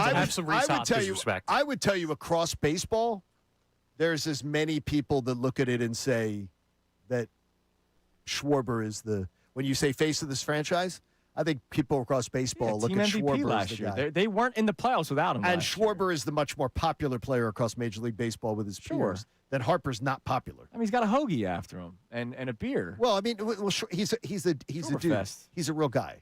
Bryce popular. Harper's fake? No, he's not popular across baseball. He wasn't even popular in his own locker room. You know who's not popular with me right now? Derek Gunn. Yeah, where'd D Gunn go? You know, he gets his Twitter account back, and now all of a sudden he's ghosting us. D Gunn, very disappointed. He may have had there could have been an investment opportunity. Could have been. Might be a really good investment opportunity. Never know. I'm disappointed. Got to tell you. A guy gets his Twitter account back. I wanted to talk to him before leaving. You know, we tried helping him out. All right, coming up next. Do the next 3 games matter? All right, the trade deadline is August 3rd. The Phillies have 3 games before August 3rd. How much do these next 3 games matter? We'll talk about that more coming up next. It is Kincade and Salciunas, 97.5 The Fanatic. Now on 97.5 The Fanatic Sports Update. Phil swept in South Florida. I'm Connor Thomas, and the Phillies blew a 6-0 lead to lose 8-6 to the Marlins. Their final game down in Miami. It was a sweep at the hands of the Fish, and they've now lost 7 of their last 8. They've lost all 4 of their series coming out of the All-Star break. They're barely in the final wild card spot in the National League. And it's not just on-the-field issues. Don Mattingly responding to Bryce Harper's pleas for help at the deadline yesterday, saying players like being GMs and making calls and spending other people's money. Not exactly a ringing endorsement there from manager to star player. The trade deadline's 4 days away. The Phillies clearly need help. They also needed a day off. They get one today as they travel to Baltimore for 3 games with the Orioles. That starts tomorrow. The Eagles got training camp underway yesterday as prep for a huge season begins. A lot of focus is on the new offense under Sean Mannion. Jalen Hurts talked about that yesterday. I think Coach is going to be just fine. He's got a lot of structure and a lot of intentionality behind what he does. And, I think I'm at a point where I have helped him and kind of hold up my end of it as well because I've experienced it so much. So realistically, there's nothing new going into this year. Vic Fangio meets with the media at 9:40 this morning, and the Sixers still have some slight roster flexibility after signing LeBron James. We'll keep an eye on what else they can do. This update is brought to you by Rosenbaum Injury Law. If you've been injured, don't settle for less because winning means everything. Call Rosenbaum & Associates today for a free consultation. I'm Connor Thomas for the home of the Sixers, Flyers, and Union, 97.5 The Fanatic and the Fanatic app.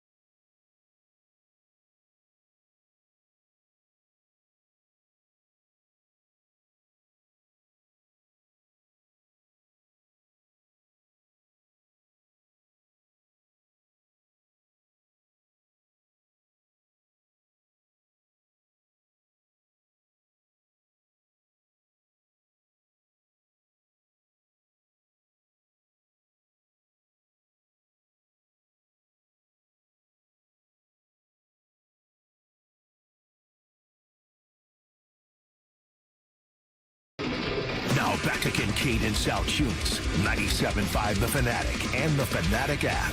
The final hour of Kincade and Salciunas is presented to you by The Bagster. It's a dumpster in a bag. You can get yours today at Home Depot and Lowe's. You need details? Go to Bagster.com. You know, we were going to talk about whether or not these next 3 games matter for the Phillies. You know they're going to make a trade regardless, so what does it matter? I just hope I have a good time Saturday in Baltimore. I'm making the trip. You're going to have it's going to be a beautiful it's gonna be a great time, man. Philly Sports Trips, True Fan Travel. Check them out. They're great.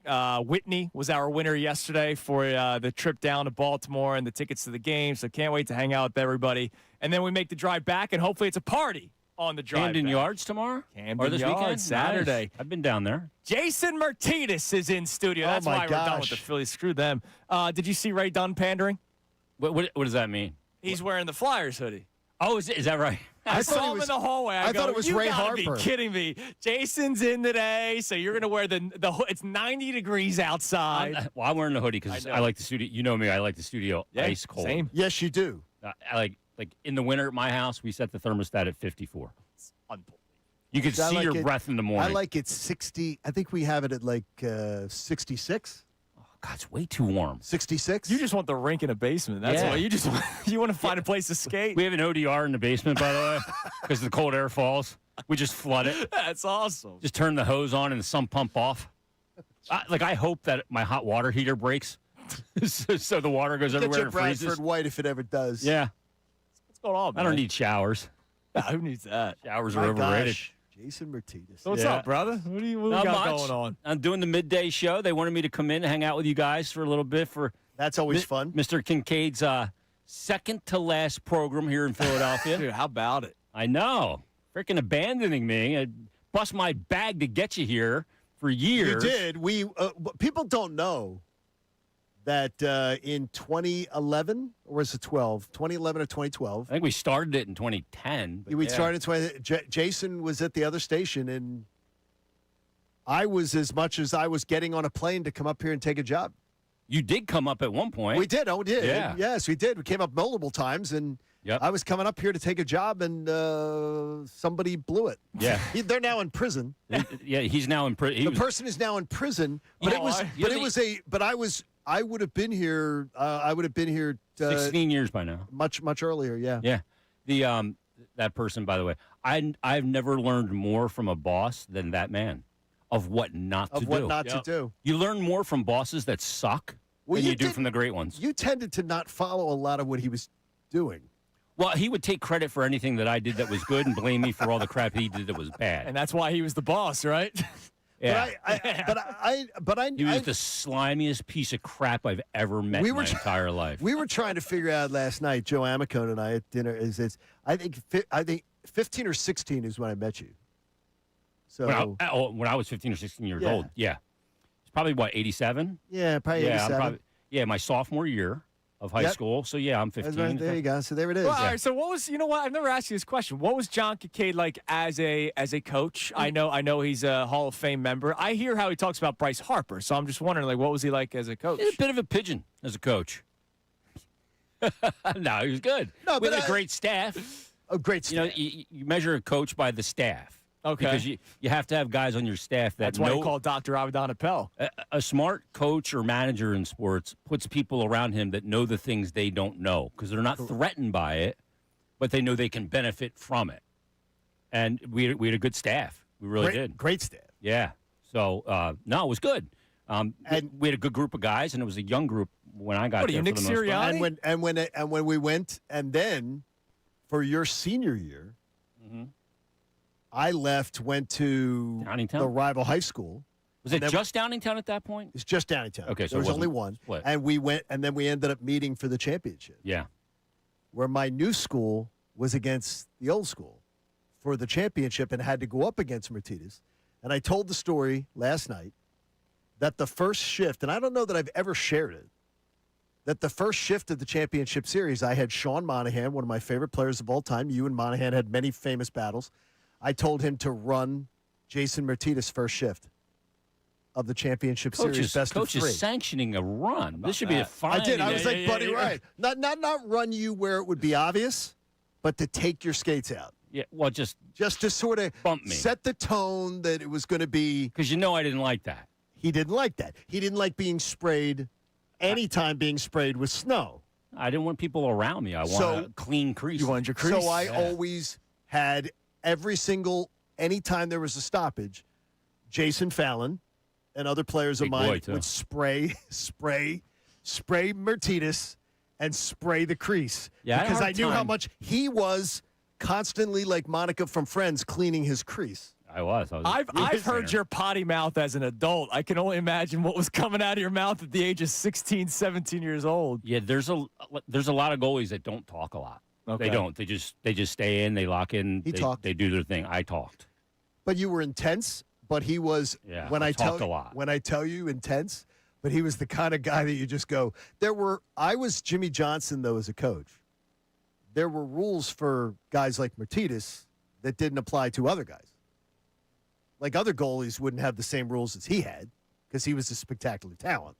Well, I made some of the rules. Yes, there's the rules. That's what, I'll come and I'll play, but I got to play every day. Exactly. Right. No, that was the rule we made. That was the agreement we made. It was my edict. Because I'm not coming to play for your travel team unless I'm starting. Okay. I don't sit on the bench. I'm like, look, that was my rule. I have to sometimes play the. So if we have 2 games in a day, which was it frequent, then you could do that. Yeah. You can do that. Oh, but what was your NIL deal like? My God, you had a lot of silent power. No, but you have to have seen him. Yeah. He was the same, you are the same person, though. You've never changed. Yeah, I got lucky. My freshman year, I ended up starting, and I started all 26 games at Malvern, and we went 26-0. So I was lucky to step into a really good situation as a freshman, 14 years old, playing with 18 and 19-year-olds. Oh, yeah. And we had a great team. And then, went over to East, and the team wasn't quite as refined at that point. We were young. Nothing was refined about that group of great kids, though. But a lot of that group played together. We had played together club hockey for 10 years prior. So we all grew up playing together. You're the same person, though. Yeah, no, I haven't changed much at all. I think we have the same sort of relationship, except that now we just are a different thing, but everything with the same type of relationship. Yeah. Just is that we can... We always break balls, very candid. Break balls. Right. Yep. Break balls. Yeah, we had a good room. Yes. I know Harry would love it if I said about the room. I liked. But I did I did not like to, and I never liked to manage a room. Yeah. No, the coaches. Coaches, stay the hell out of the room. Yeah, that's not your. Stay the hell out of a room, Andrew. Like the clubhouse, the locker room. Stay the hell out of the room. My wife normally tells me at nighttime. It was very rare for 2 sophomores on a team to run the room the way that me and my partner did. Yes. And my partner was Dave Moore. He had the size to run the room. I certainly didn't. He's another prize. Yeah. Mr. Moore. So. And Mr. Moore Sr. was a prize. The mayor. Yep. Listen, it's amazing. But you're the same guy. Yeah. And it never ends. I have valued that relationship for a long time. Yeah, me too. And, I mean, having you here, if for anything, just for this stage of my life, probably, frankly, I didn't need you the last 30 years. Till now. And when I was sick. And when you were sick, and when I was sick, you there for me, too. Yeah. And you've provided me great counsel. Really, knew when to kick me in the ass, which as you know, was my preferred style of being coached. Yeah. Somehow Torts knew that, too. He did. And still to this day, I got a note from the other day and saying, really sorry to hear your latest results, blah, blah, blah. And at the end of it, he said, Christine, his wife, and I will be praying for you, but be who you are and don't F it up. You know what I mean? And I told you, too, with what you're facing, I said, if you need a arm around you, you need a kick in the ass, you know where to come. Both are available. Can he kick you in the ass? Well, I told if he just needs to, can he just hit you?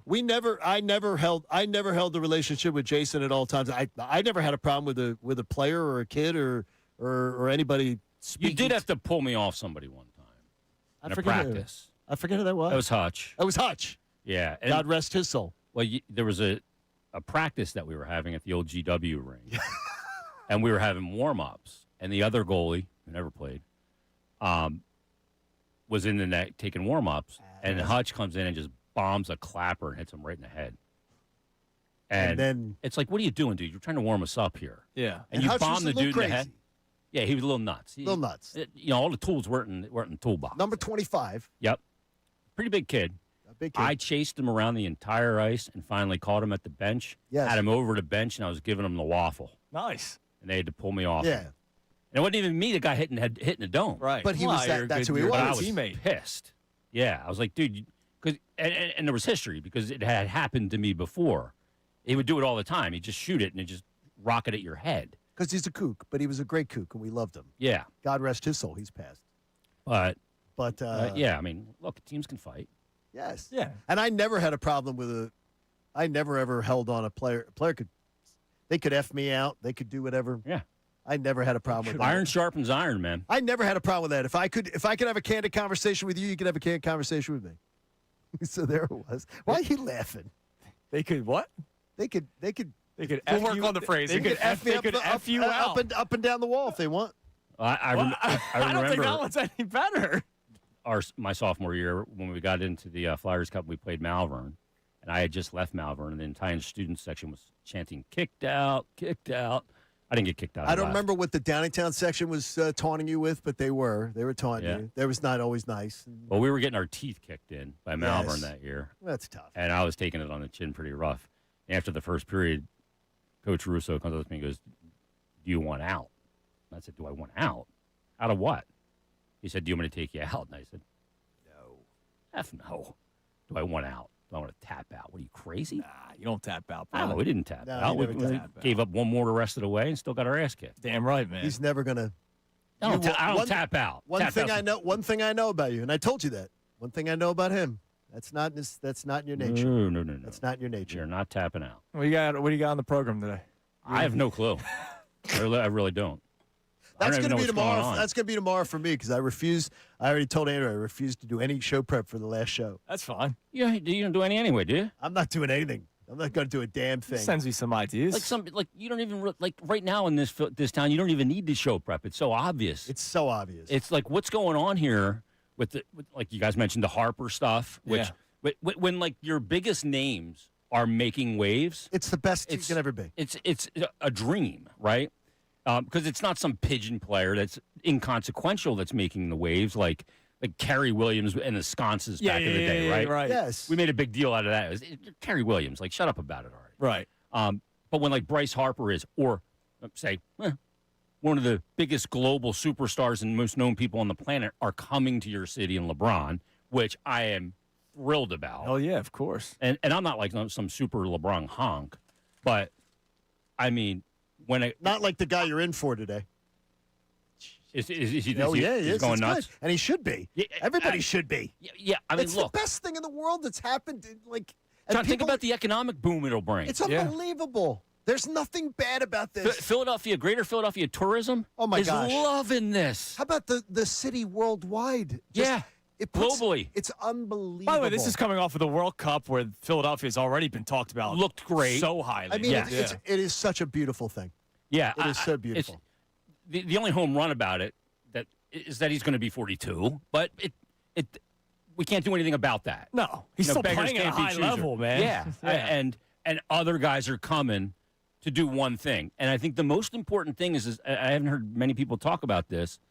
The most underrated element of all of this that I've read is about his meetings with Embiid. Yeah. To me, that's the most impactful thing that has happened through this, dare I say, process of getting him here. The checking on how's Embiid's health going to be? Yeah. How's his training been? Yeah. How's his... As of now. Can I rely on you? Can I rely? They were trying to make it sound like he was being recruited. It was more like LeBron was saying, hey, dude. He was vetting. Hey, dude. Are you doing the right things? Yeah. Are you practice? Because I hear things. Players hear things amongst players. And he was vetting the process is what he was doing. Yeah. And when the rubber met the road and he vetted the process, he decided to come here. So that tells me a lot. Beautiful thing. Yeah. Now, speaking of... new guys come in for the Sixers, boom, and they do this. Awesome. It's unbelievable. And there's some news on the next couple of years with LeBron James that we'll tell you about coming up next.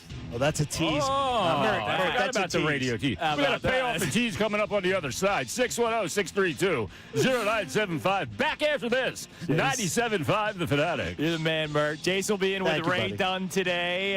Middays with Ray J. Ray Dunn and Jason Martinez. Not that comes not through. that Ray J.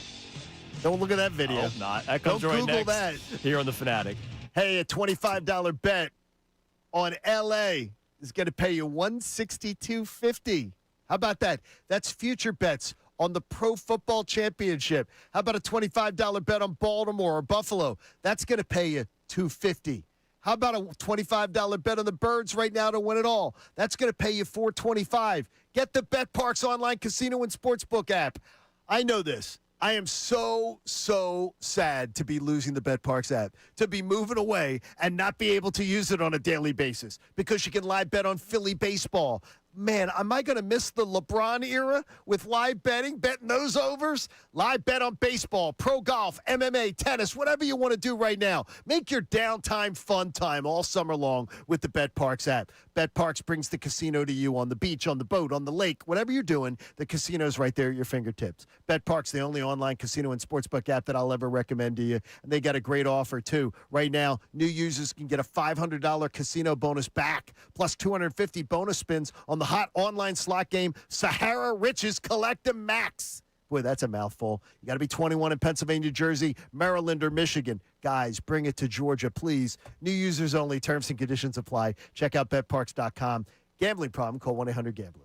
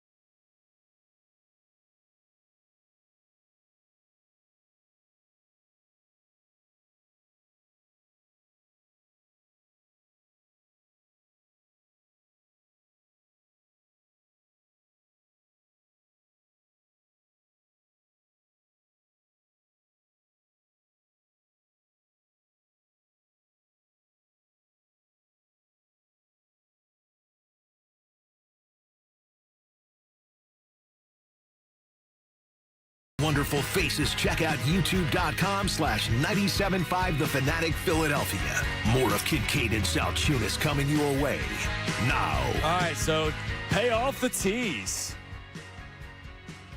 Per The Athletic, Connor sent this over. There are talks that are apparently on the quote-unquote 1-yard line, Johnny, where LeBron will have a Last Dance-style documentary filmed in Philadelphia.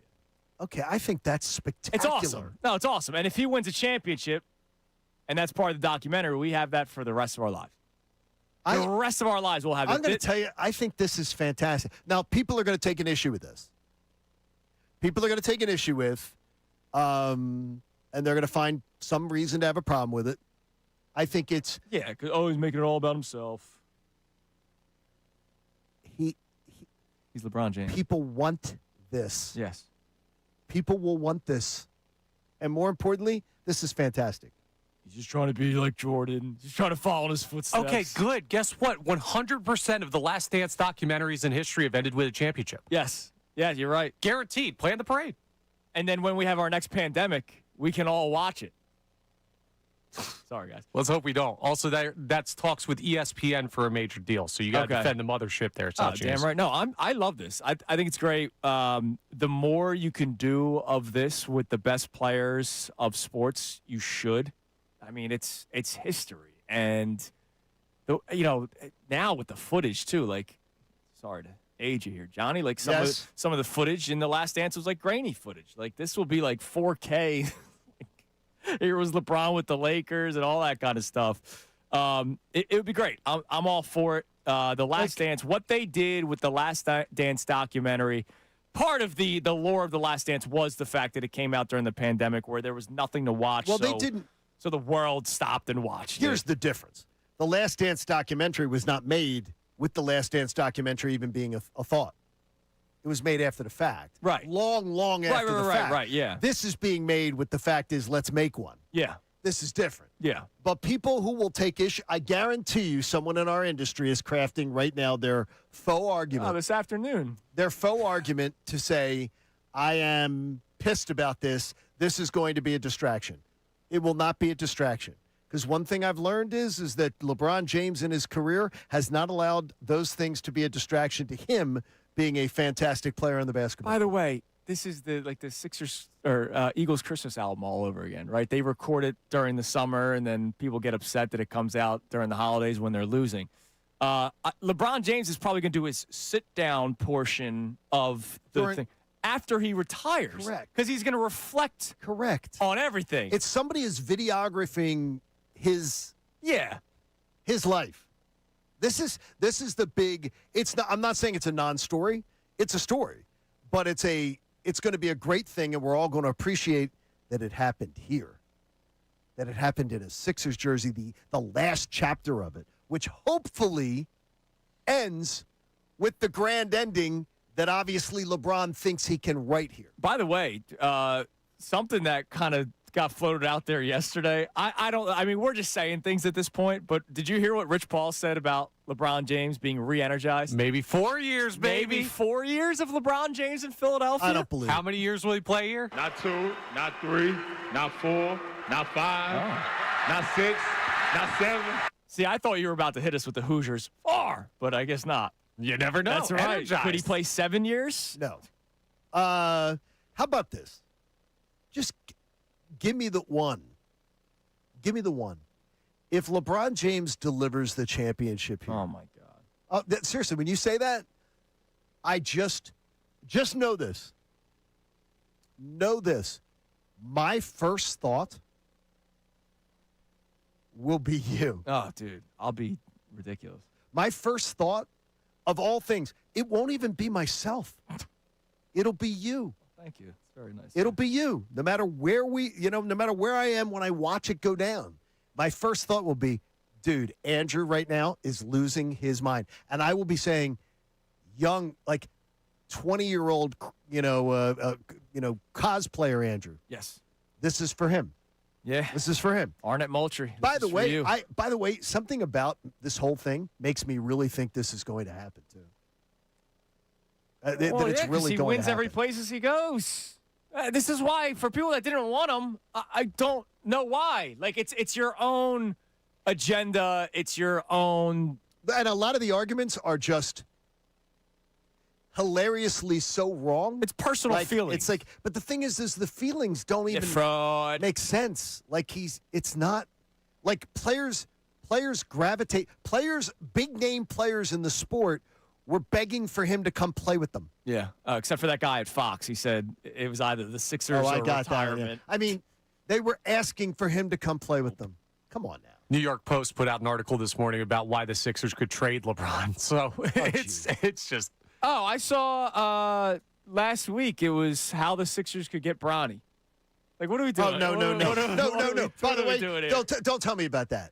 Don't tell me that. It was. I think it was a AI. I'm going to guess it was an AI article. There's no way somebody actually wasted their time writing that. Get used to this because he hasn't even stepped on the court yet. There's going to be a lot of crazy stuff. We have a videographer coming in tomorrow morning for The Last Dance. Oh, you're going to be distracted tomorrow. It's the last. One more show together, brother. And I took that personally. Yeah, there you go. That comes your way tomorrow. But listen to Ray Dunn and Jason Martinez. Ray J comes your way next, and then we'll be back at it tomorrow for one more go with it, Johnny, right here on 97.5 The Fanatic.